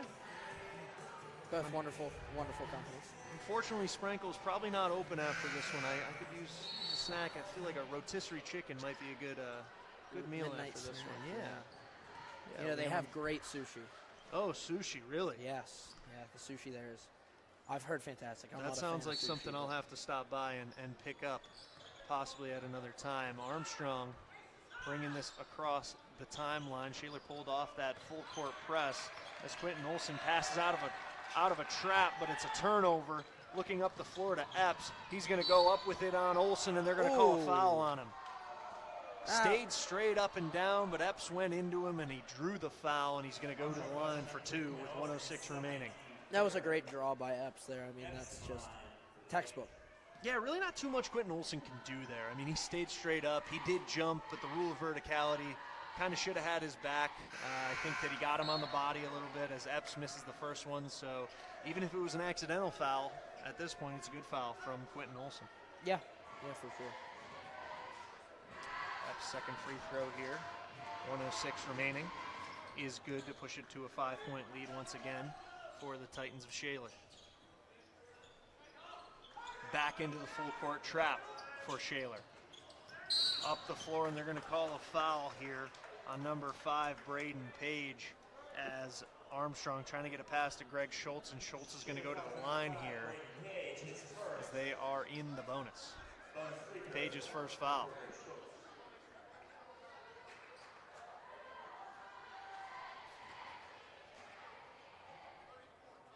Big shots here from Greg Schultz. Didn't see a lot of made free throws back in the Carson City game.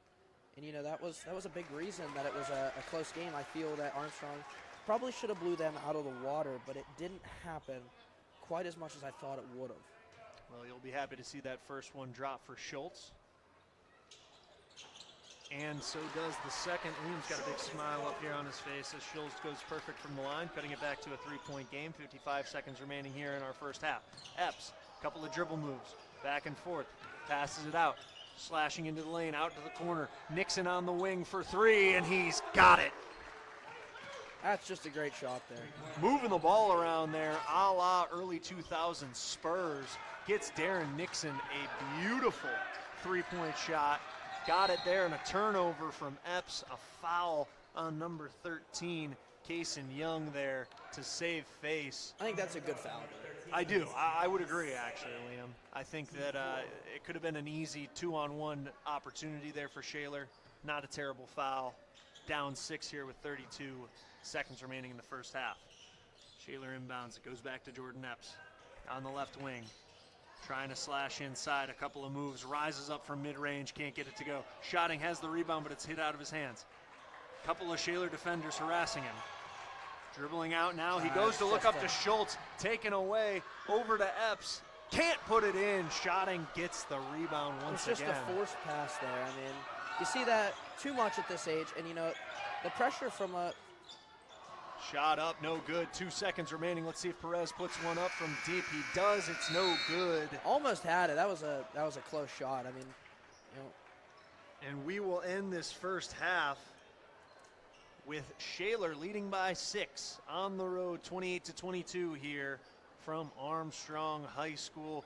Cannot lollipop those passes, I think was the point you were going to try to get to there, Liam, as Carter Schotting, a late turnover there caused by Shaler. A couple of turnovers caused by Shaler in this one. We'll see if they continue that pressure in the second half right here on High Top Sports Network, brought to you by Olson Chiropractic. Life doesn't slow down when the everyday aches and pains have you sidelined. So get back on the field sooner with the care of Olson Chiropractic. Dr. Ryan Olson and his staff treat a variety of conditions for patients of all ages. Don't jeopardize your quality of life and the moments along the way. Let Olson Chiropractic help you find the healthier, younger you.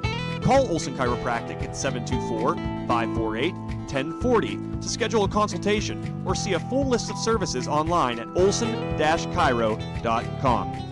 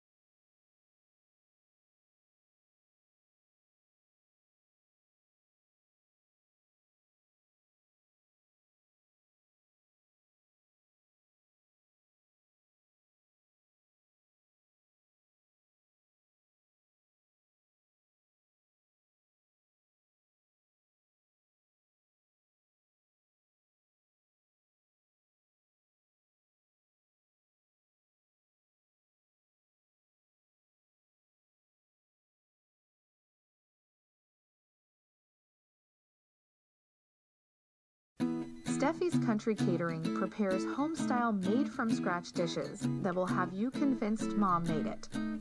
Whatever the occasion, Steffi's Country Catering will have you coming back for every event year-round. Find us on Facebook to place an order or to see our Sunday specials, or call 724-54-85047.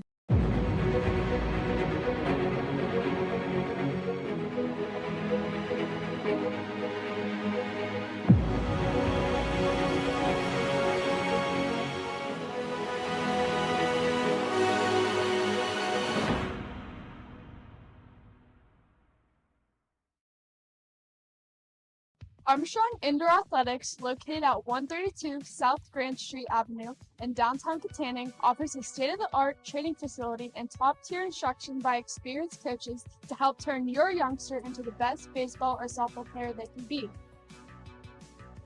Batting cage and bullpen lane rentals are available for 30 to 60-minute sessions, and you can also sign your baseball or softball player up for private hitting, pitching, fielding, and catching instruction with our knowledgeable staff. Be sure to visit Armstrong Indoor Athletics online at aia.team or call them at 724-599-9761 for more information today.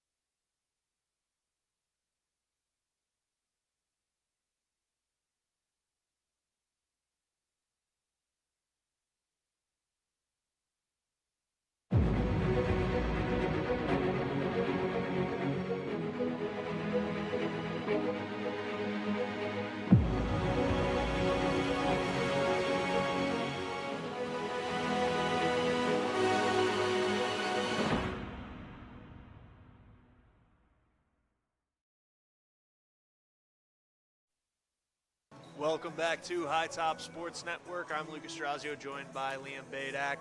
Here watching the Armstrong boys varsity basketball team against the Shaler Titans basketball right now at halftime. Shaler up 6, 28-22 on the road here at Armstrong in Katanning, Pennsylvania. About 2:15 remaining in this halftime break.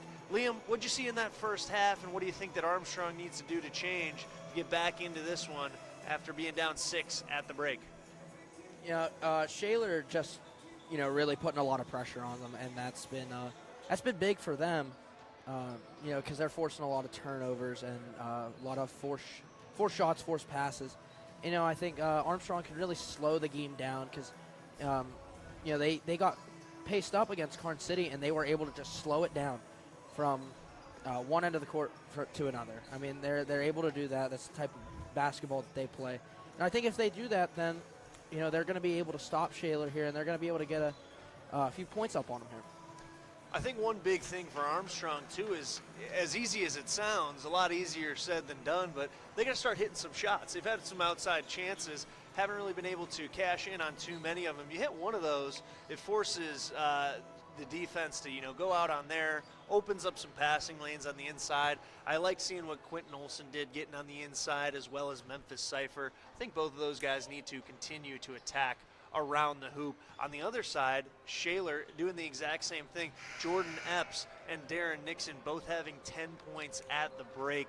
Those two definitely have been their biggest scoring threats, doing it from the outside, doing it slashing to the inside, a couple mid-range shots from Jordan Epps. They've been all around, so I think that Armstrong needs to lock up on them a little bit more, and then, like you said, Liam, settle down on the offensive side, find their open man, sharp, decisive passes. We saw it at the end of the first half there as Carter shot and kind of lollipopped one up the floor, trying to get it to Greg Schultz.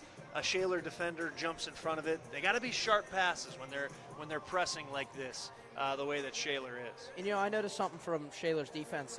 As soon as Carter Schotting hit that three-pointer early in the first quarter, they started playing him tighter. He doesn't look like a guy that's going to make threes, but once he starts firing them up and once he gets hot, he's going to drain them. I mean, he's going to go back to back to back to back to back. And he might miss one or two here out of like 8 shots. And you know what? He doesn't look like that shooter type, but you know what? He's going to drain them. That's right, and I think that he's got to be prepared to shoot. If he's off the ball, he's got to be ready, cocked and ready for, catch and shoot opportunities. And then if he does get to knock a couple more down, that's gonna open up a lot of passing, head fakes, and different fakes, and just open up a lot of passing lanes for Armstrong as we get this second half started here. Quentin Olson passing to the corner. To the inside to Cipher, tucks it away, then passes back to the corner. Back to the corner to Cipher now. Up for 3, no good. Shotting with a good board. Up and in, a second chance point for the Riverhawks. Carter just being really aggressive down in the post. I mean, love to see that from the sophomore. He's that guy. He's going to go after every loose ball, and he's going to get everything that he goes for because of how strong and aggressive he is. Well, yeah, you see a guy who's starting as a sophomore, and that's no accident. I don't think that Brian Kowalowski's put him out there as head coach if he didn't think that he could show something and put in serious minutes and get on the stat sheet as a young player. As we see Quentin Olson here once again being pressed hard by Trey Kostoric, passing over to Schotting now. Me and my older brother both played basketball under Coach Kowalowski. He does not give handouts, and you know what? I played about 3 or 4 years with Carter Schotting. He is one of the hardest workers I have ever seen play the game of basketball. Worked hard to get into the inside there, got sent away a little bit, but a good take from him as went out to Quentin Olson after, got a foul on Jordan Epps, his second personal foul, first team foul of the second half. 6:55 remaining here in the third quarter. Just over a minute gone. Quentin Olson being pressed hard once again by Trey Kostoric. Passes it over to Jaden Oliver. In with the left, he's sent away from Perez. Nick Perez, a clean block that's going to go out of bounds. And Armstrong's going to keep possession, but a really good defensive effort there from Perez. Yeah, good move by Oliver to get inside. You know, just tipped away by Shaler there. It's unfortunate there, but you know, Armstrong getting that ball back. Jaden Oliver over to Quentin Olson. Once again, pressed hard. Shaler not letting up on the pressure that we saw in the first half. Epps here guarding Oliver. Tries to get inside and stopped by Epps. Up to Schotting, over to Olson. Olson getting a screen, he'll reject it. Spinning to the inside, spinning back out as a couple of Shaler defenders were there. Pass goes awry and Shaler's gonna take it on the break here. Going up and you get it touched away. Schotting, a great defensive play. Good hands there, pokes it out of Braden Page and it's a turnover for Shaler. Like I said, Schotting's that guy that's gonna hustle from one baseline to the other. You know, seeing him get that block and that tip from Shaler to get the ball back is huge. Oliver for three from the corner, and he's got it. As I mentioned, coming out of the break, they're going to need to start hitting some threes, and Oliver right on cue does so to cut it to a one-point game. As Nixon hits his man Page in the corner, and he makes the three, but a foul is called on the floor, and it won't count. 5:52 remaining here in the third. Epps taking it out of bounds on the baseline. Looking for Nixon, he'll pass it up to Perez on the top of the key. Dribble move, Schotting pokes it away. Another good display of hands from Schotting. Goes to Quentin Olson, and a floater in the middle of the lane will give the Riverhawks their first lead of the second half. Shaler presses it up fast. Perez to Nixon. Back to Perez. Over to Jordan Epps on the right wing. Between the legs, couple dribble moves. Tries to stop in the middle, and they're going to get a jump ball. Great job there from Memphis Cipher and Quentin Olson getting their hands on it. Shaler will keep possession with the arrow, but a great job once again. I've noticed the defensive hands that seem to be a stress in Coach Kowalowski's halftime speech. They're getting a lot of hands on balls now. Nixon taking it into the backcourt. You know, I think that's been great from Armstrong. Left corner, and Braden Page knocked one down that didn't count a few minutes ago. This one will, and it'll give Shaler the lead back. Armstrong putting a little more pressure on Shaler here in this third quarter, but also the same for Shaler against Armstrong. Olson makes sure to keep it on there. Memphis Cipher takes it in. Cipher is just on fire this game. He's been strong on the inside, using that glass once again. He's got 10 points now into double digits, and he tied it back up at 31. Into the senior that didn't get a lot of starts last year as a junior, really putting the work in to get his foot in the door here this year. Jordan Epps driving in there, draws a foul. He'll go to the free throw line for our first free throws of the second half, brought to you by Armstrong Indoor Athletics.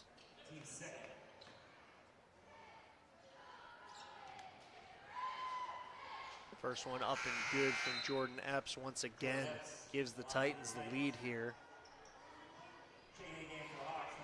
Shaler doing a better job at the start of the second half with their shots as well. I mean, we saw that early. They weren't making a lot of their shots, but you know, they're doing a bit of a better job now as he goes 100% from the line. Epps goes 2 for 2, his 11th and 12th point of this game, the high scorer for both teams in this one. Pushing it up the floor. Schultz was under the basket and wide open, but Jaden Oliver's pass a little bit too strong and outside for Schultz, the junior, to wrangle in, and it's a turnover. Nixon taking it up the floor here for the Titans. Over to Page. Over to Epps, to the inside to Perez on the high post. A handoff, Epps, stop and pop from three, no good. Page fighting for the rebound with Schultz, and they're gonna call another jump ball. Armstrong's gonna take possession, but good effort there from Page, who really didn't have the inside position on Schultz, but went up, tangled up for that ball. Schultz got the just possession arrow back. His body to get in there to try and get that rebound.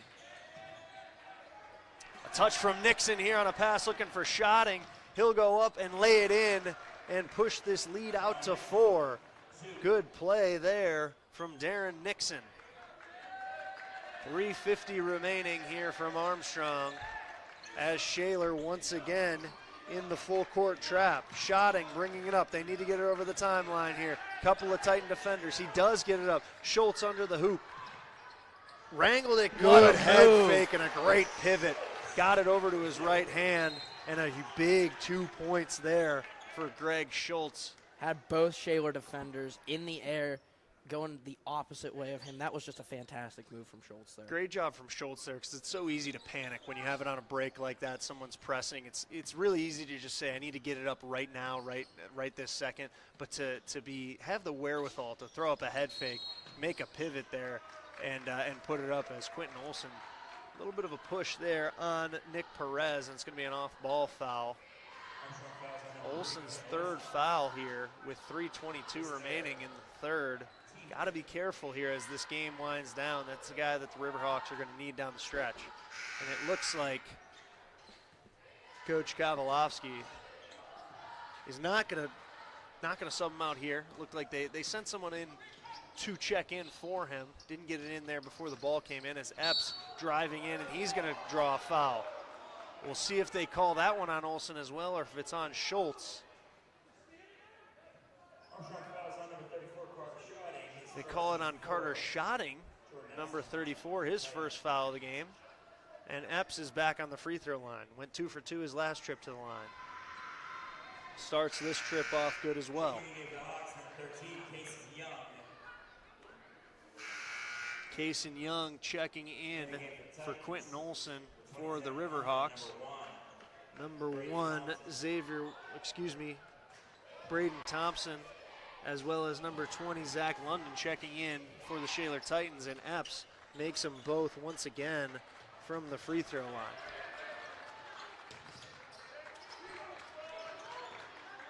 Once again, pressing all 92 feet of the floor are the Shaler Titans. And a foul is going to be called here. Hey, heard the smack on that one. I mean, we saw one of those in the girls' game, and you could just hear the hard smack of the skin there. That was clear as day foul. Foul called on number 3, Deron Nixon. His third of the game now, so the two, I would say, biggest players for each side now, both with 3 fouls. We'll see if Coach Sensor subs him out the way Coach Kowalowski did on the other side. Foul this time on Brady Thompson for Shaler. Looks like he's going to let him play here. A lot of trust in your players here with 2:50 remaining in the third. Takes it to the inside, offensive rebound. Good job from Jaden Oliver, but he couldn't get it on to go in. Nixon crossover dribble here, taking it down the floor, looking to the corner, and a miscommunication there, trying to get it to Epps, and a steal from Garrett Brumbaugh as Armstrong takes possession back over. Kaysen Young bringing it across the timeline here. Armstrong needing to get something going here. And that is not what they needed to get going, as another miscommunication. A pass goes wide and out of bounds. Kaysen Young that time looking for Greg Schultz.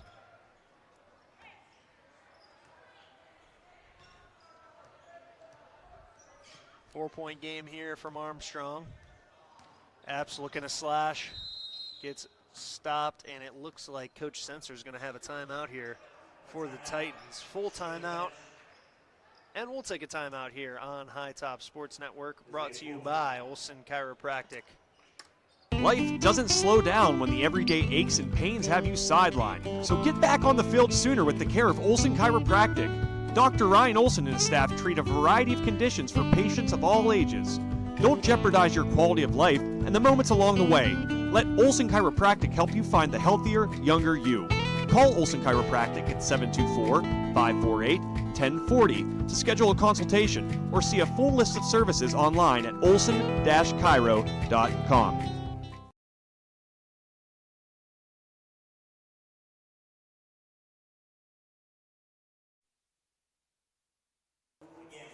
$50-50 raffle being announced here at Armstrong. If you have the ticket 24456 at home, you have just won $45. Congratulations, as we're back here on High Top Sports Network. Brought to you by Olson Chiropractic, the official broadcast sponsor of High Top Sports. 2:12 remaining here in the third period. Armstrong trails 33-37 to the Shaler Titans. Visiting here from the North Hills of Pittsburgh. As Duran Nixon will inbound to Jordan Epps. Over to Nixon, to London in the corner. Epps posting up. Guarded tightly. Shaler doing a better job moving the ball around and, not forcing those threes as much. We saw that early in the game, forcing those threes, not being able to make them as well as Armstrong has. But, they're settling down, moving the ball well, and finding the inside man, which has been their big thing in the scoring today. London making a couple of moves, and then he goes outside to Brady Thompson. No good.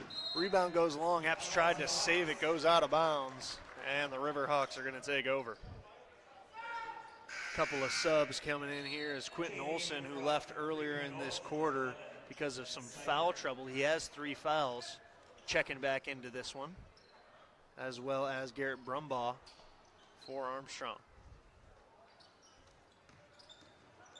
Olson's done a pretty good job. Oh, as I say that, I give a little commentator's curse, a turnover That caused by Perez. All too much in here. As Duran Nixon, a strong take with the right hand, up and off the glass, making a couple of mid-air.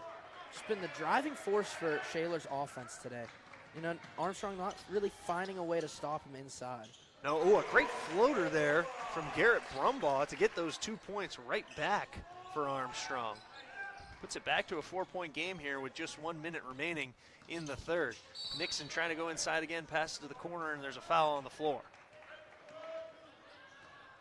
The mid-air adjustments from Duran Nixon there were very impressive, as now, because of the bonus, Duran Nixon going to go to the line.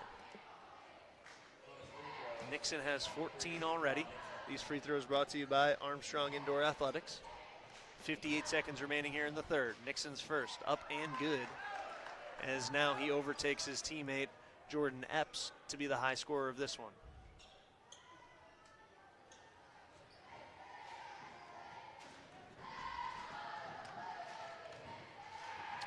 Nixon's second one up and good as well to push it to a 6-point lead once again. 16 points on the night for Duran Nix. And the pass goes out of bounds for Memphis Cipher. Gotta focus on catching the ball first there. Kind of looked like an NFL receiver trying to run with it after it. Was looking for the next pass. Gotta secure it before you can make the pass. Nixon's pass almost goes out of bounds. Good job from Epps to corral that one. Mid-range shot up and too strong. And we're gonna have another jump ball. This one's gonna stay with Shaler, as it looked like Nick Perez was in there fighting with some Armstrong defenders. Good hustle in there.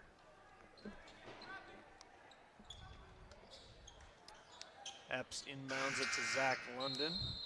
The buzzer goes off. Looks like a timeout from the scorer's table. And I think you hit the wrong button, Liam. That happens. You're doing 2 games in a row. It's, get a little tired. I know I'm a little tired up here in the booth. Hey, it's his first time living life, too. Nick Perez on the inside, a couple of pivots, and up with the left and off the glass. Good shot. Perez, an impressive move there. Some lower body strength to keep himself rooted there, not travel. I thought he was going to get outside of his body a little bit there, and now comes down on the other end, and he'll foul Garrett Brumbaugh.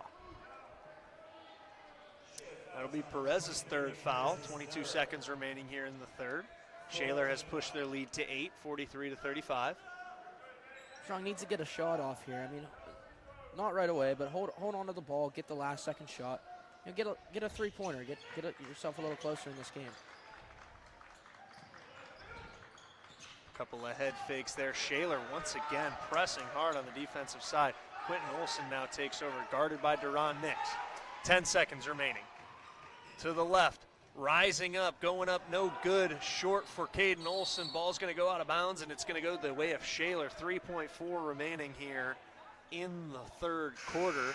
We'll see if the Titans can get up a shot late here to push it out to double digits. Schultz checks in. in these last 3 seconds, as well as Jaden Oliver. Epps got it rolled into him. He'll back off him. Epps wide open three to end the quarter, no good off the front rim. And the score at the end of 3 will be 43 for the Shaler Titans, 35 for the Armstrong Riverhawks. An 8-point lead for Shaler heading into the 4th, right here on High Top Sports, official broadcast partner of Olson Chiropractic.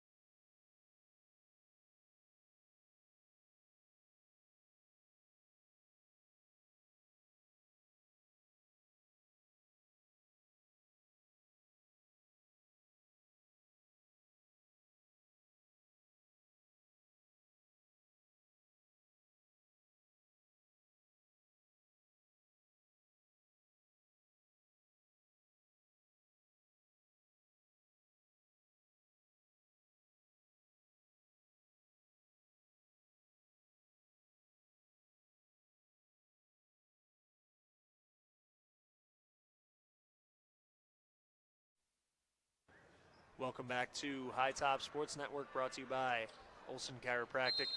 Starting here in the 4th quarter, 43-35 in favor of the visiting Shaler Titans. Shaler keeping that press up here into the 4th quarter, but a good finish from Jaden Oliver to put 2 in, cut the lead down to 6 for the Riverhawks. Epps at the top of the key, into the paint and out to the corner for 3, Brady Thompson. His first points of the game, and they come in a huge spot for the Titans. A 3 on the other end is no good for Armstrong. Nixon gets the rebound and pushes it in transition. Behind the back dribble, getting into the paint, and it's a foul on Schotting. 7:17 left, under a minute here in the 4th quarter remaining, and Shaler has pushed this to a 9-point lead. Schotting's second foul of the game, their first team foul of the quarter, as Perez will inbound to Kostoric. Kostoric to Epps, over to Deron Nixon. Nixon to Zach London. London pivots, looks to Nick Perez. He puts up a 3-ball, and he's got it. Nothing but the bottom of the net for Nick Perez, and he pushes it out to a double-digit lead for the first time in this game. Shotting up, and it's going to be a kickball on Deron Nixon. Armstrong's going to keep possession here. 12-point lead for Shaler after that big 3 from Nick Perez. Shaler doing a great job here in the 4th quarter with their shooting. Okay, Quentin Olson up and no good. He's had a couple of those shots that he just hasn't been able to get to go. Kostoric loses it, but good job getting on the deck to get it back. Zach London taking it in here. They're going to call a travel on him. Thought he kept that toe down, did London, but he was unable to do so. They could have had points in transition to push out this 12-point lead to a few more, but Armstrong gets a little bit of a break here as Coach Kowalowski is going to call timeout. I think his message on the bench is everybody breathe. Yeah, it's a 12-point deficit now. Keep in your own game. Everybody relax. We talked about that with the girls' game. It was Armstrong again, getting that full court press, not knowing how to get out of it. Just, Coach Caliper, probably the same message as Coach Kowalowski here. You got to breathe. You got to slow down the pace of the game. You got to find the open man. Take that open shot. And they're doing a great job of that now. Even with the pressure that's been on them. Yeah, I think it's a really tough thing to do at this level, but it's something that they need to stress, to just relax. There's a lot of guys who, the second they get pressed, their mind goes a mile a minute. and they just need to calm down, be able to pass out of the press, find their teammates, make sharp, decisive passes, and you know, a lot of stuff's going to open up off of that. But right now they've been doing a little bit too much dribbling. They're also passing too much up the sidelines, Liam. Yeah. They need to get away from the boundary, get it to the middle of the floor. People are going to collapse on that. It's going to open up everything. I hope that that's what Coach Kowalowski would be drawing up over there for the Riverhawks right now, but we will see coming out of this timeout. 6:34 remaining here in the fourth quarter, a 12-point lead for the Shaler Titans, 49-37. We are brought to you tonight by Nikela Ann Photography, Sprankle's Food Mart, Armstrong Indoor Athletics, as well as our official broadcast partner, Olson Chiropractic. You know, I want to mention somebody on the floor here tonight.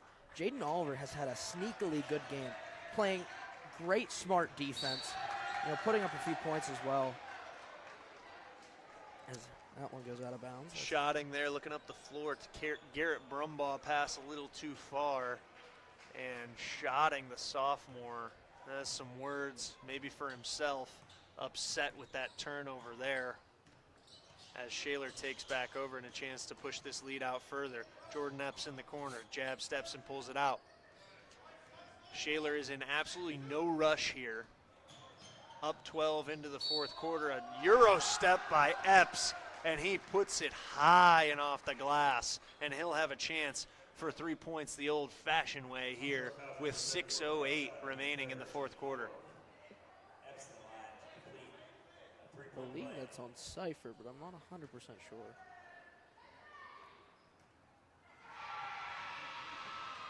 Epps puts that one in, that free throw brought to you by Armstrong Indoor Athletics. As now a 15-point lead for Shaler, their biggest of the night. And the Riverhawks going to have to turn something around and turn it around quick if they want to get back into this one. Zach London tips that one out of bounds, looking for a steal. Almost looked like a toe tap, trying to be a football player there. Trying to catch it on the sideline. London is a senior, so if he was on the team, those days are over for him, maybe trying to relive some of that glory. I know I do, quite often.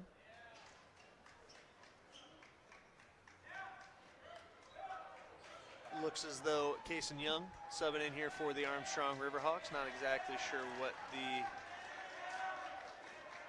stoppage is here. Looks like there was a technical called on who I'm not sure. I believe Carter Shotting. But Jordan Epps is going to take the shots. First one is good.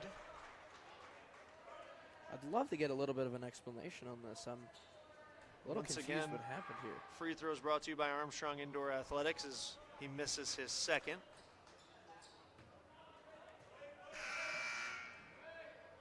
Up to a 16-point lead now. Kason Young does check into the game. And off of that technical, Shaler will take over.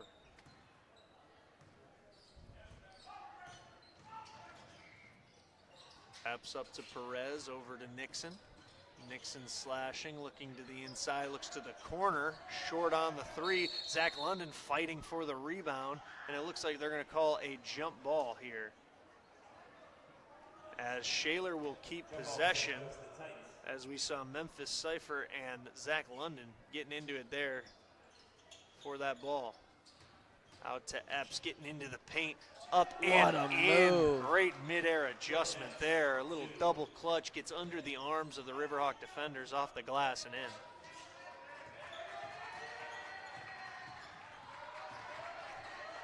Whitten Olson bringing it up the right wing. Step back three here to try to get him back in it. No good. Out of bounds, and I believe it's going to be off the hands of Deron Nixon. With that last shot, Jordan Epps up to 20 points in this game. The high scorer for the game, as now a pass from Kason Young goes out of bounds and things going from bad to worse for the Riverhawks here. 5:14 remaining and an 18-point deficit. Yeah, the Riverhawks just need to take a breath here. I mean, it's it's been a great game all night, except for this point, really. They're really. Oh, just a beautiful move from Deron Nixon. Got him with a head fake, pivots out, looked like he was going to shoot a little fadeaway, got him jumping. Another great pivot inside and a finish. Nixon has been impressive tonight. And I'll tell you what, Shaler has got two guys who can really create shots and score off the dribble by themselves in Deron Nixon and Jordan Epps. That is a dangerous thing at this level of basketball as they push it out to a 20-point lead with that bucket. A foul there on Deron Nixon, who I was just hyping up. Gets a foul, his fourth of the game. Now a foul on Nick Perez. Fouls on Shaler, number 23, Nick Perez, his fourth. Fourth foul of the game for him as well, so a couple of guys in trouble of exiting this one prematurely. Get it to Olsen in the corner. He'll take it baseline, tries to go up with it. Nick Perez with another foul. And that's going to get him out of this game, I believe. I think that'll send him to the bench No, unless they called it on. 13. They did. Good eye, Liam. They'll call it on Trey Historic. And Quentin Olsen will go to the line. Sinks his first one. Just a buttery form for Quinn Olsen. I mean, his shot just looks fantastic. Olsen sinks them both. Unfortunately, hasn't had too many trips to the line. I would have liked to see Olsen be a little more aggressive tonight, get near the basket, maybe draw some fouls, and obviously has a very good free throw stroke, but didn't get showed off too much today. Really good backdoor cut from Nick Perez there, and a great find from Jordan Epps. Back to 20 is the lead, as Shaler not letting up on this full court pressure. Quentin Olsen trying to break down his defender, goes baseline, finds a double team. Out to Memphis Cypher, out to the corner to Kaysen Young. No good, and Shaler's going to take the rebound down. Perez over to Epps. Good stop there, but a foul on Jaden Oliver. I thought he moved his feet pretty well. Yeah, I did too. Dipped the shoulder a bit too much, I believe, Liam. It's only his first foul. He's played some really great clean defense tonight. Epps inbounding now from the baseline. Trying to get it inside to Nixon. Ball on the floor, and so are some bodies. Good job there from Kaysen Young to rip it out of there. Get it to Quentin Olsen. Dribbled it to his feet, pushing the break now. Trying to get it through there to Garrett Brumbaugh, but good hands from Darren Nixon. Goes out of bounds, and Armstrong will keep possession. 3:47 here remaining in the fourth, a 20-point deficit for the Riverhawks.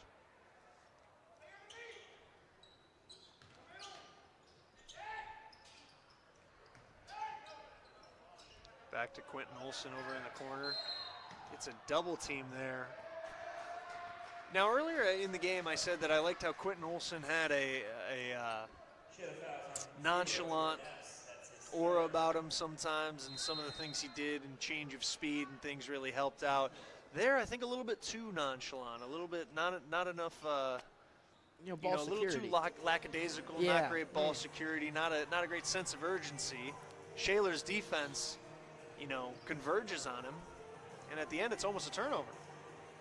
Yeah, for sure. And I think we've just seen a little bit too much of that. You won't see that from us, though, on High Top Sports Network, the official broadcast partner of Olsen Chiropractic. We're going to take a quick break here before the remainder of our fourth quarter. Steffi's Country Catering prepares home-style made-from-scratch dishes that will have you convinced Mom made it. Whatever the occasion, Steffi's Country Catering will have you coming back for every event year-round. Find us on Facebook to place an order or to see our Sunday specials, or call 724-54-85047.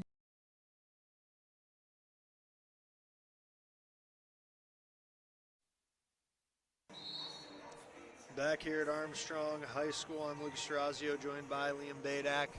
Here on High Top Sports Network, brought to you by Olsen Chiropractic, our official broadcast partner. Also a shout out to Armstrong Indoor Athletics, Nicole Ann Photography, who will name our player of the game after this one, and Sprankle's Food Mart.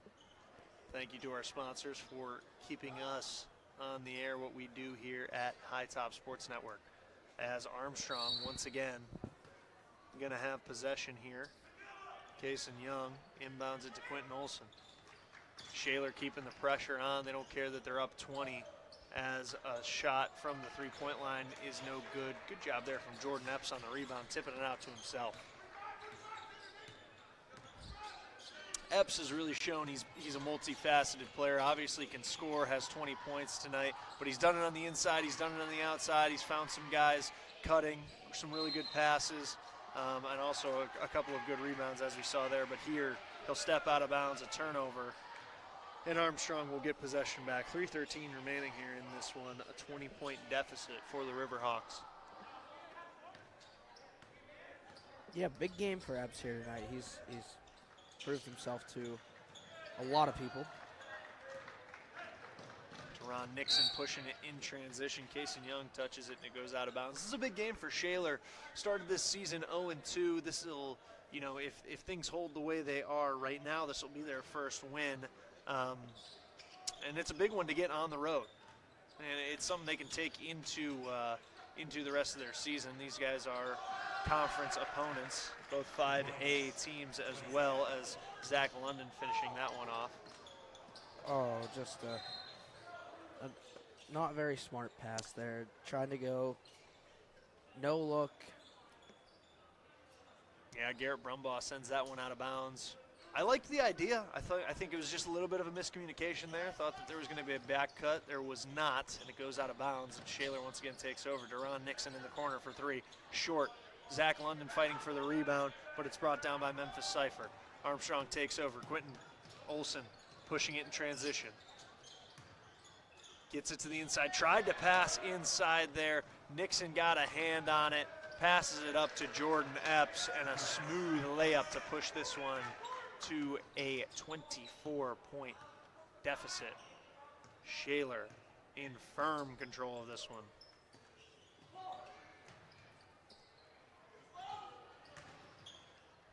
Slashing to the inside, but good defense from Shaler as Jaden Oliver tried to get it in there. A pass down low to Epps. Epps puts it up, no good. Something we haven't said too many times tonight. Yeah. A foul on Epps here as Kaysen Young was bringing it up the floor there. That is going to be his fourth, team fifth. So 3 guys on the floor for Shaler in with 4 fouls. So that's big for Armstrong. If they make them play aggressive, that could lead to getting them out of the game and forcing free throws. Kaysen Young here with 2 at the line.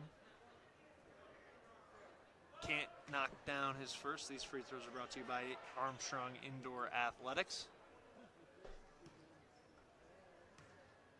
And at this point, it looks a little bit out of reach, but you know, it would be nice to hit those free throws, take something positive with you into it, and an offensive rebound there by Garrett Brumbaugh that gets sent away as he tries to put a shot back up.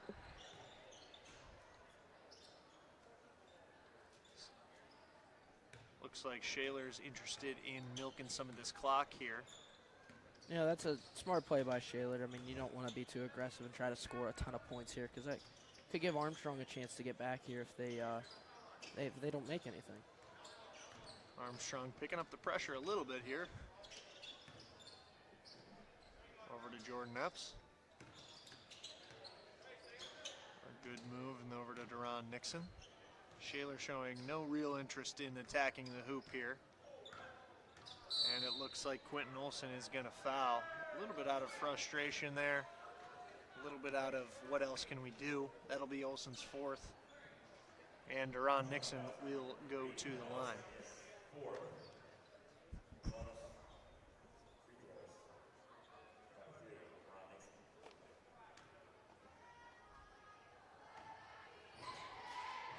Teron Nixon at the line here.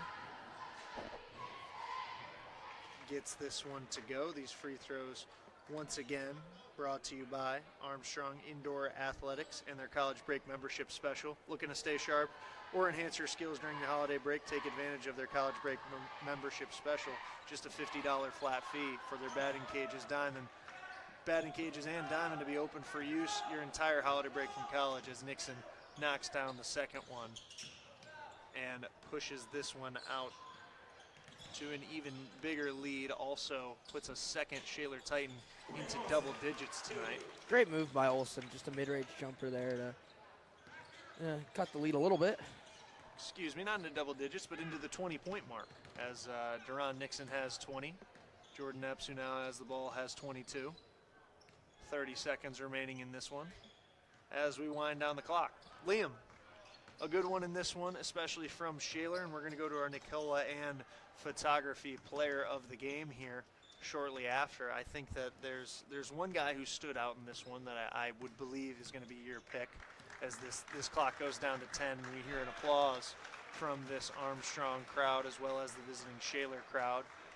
3 seconds, 2 seconds, 1 second, and we have our final, a 24-point victory for the Shaler Titans, 65-41 here against the home team Armstrong Riverhawks.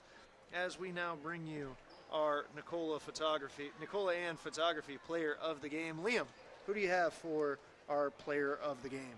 I got to give it to Jordan Epps. I think that's the clear-cut player of the game. He was fantastic, had 22 points. Just played fantastic on both sides of the ball, both offense and defense was just fantastic. He really proved himself to be that guy for Shaler tonight, and it was just fun to watch him play. His style of basketball was just fantastic to watch. Yeah, and he created for himself off the dribble a lot, and he made sure that he could create for himself and play when he had to do his one-on-one thing, but he also really played within the offense really well. He moved the ball great, didn't force up too many shots, found a lot of guys, had the rebounding. Even when it wasn't an assist, he still made good passes to push the ball up, and break a lot of Armstrong's pressure and defense. And I think he was obviously a huge point of this 24-point victory on the road for Shaler, picking up their first victory of the year. Moving to 1-2. On the other side, Armstrong is going to move to 1-1 after this loss. This has been a presentation of Armstrong boys varsity basketball here in Katanning, Pennsylvania on High Top Sports Network. I'm Lucas Strazio, joined by Liam Badak, and this has been a broadcast in partnership with Olson Chiropractic. Thank you guys for joining us on High Top Sports Network tonight. Good night.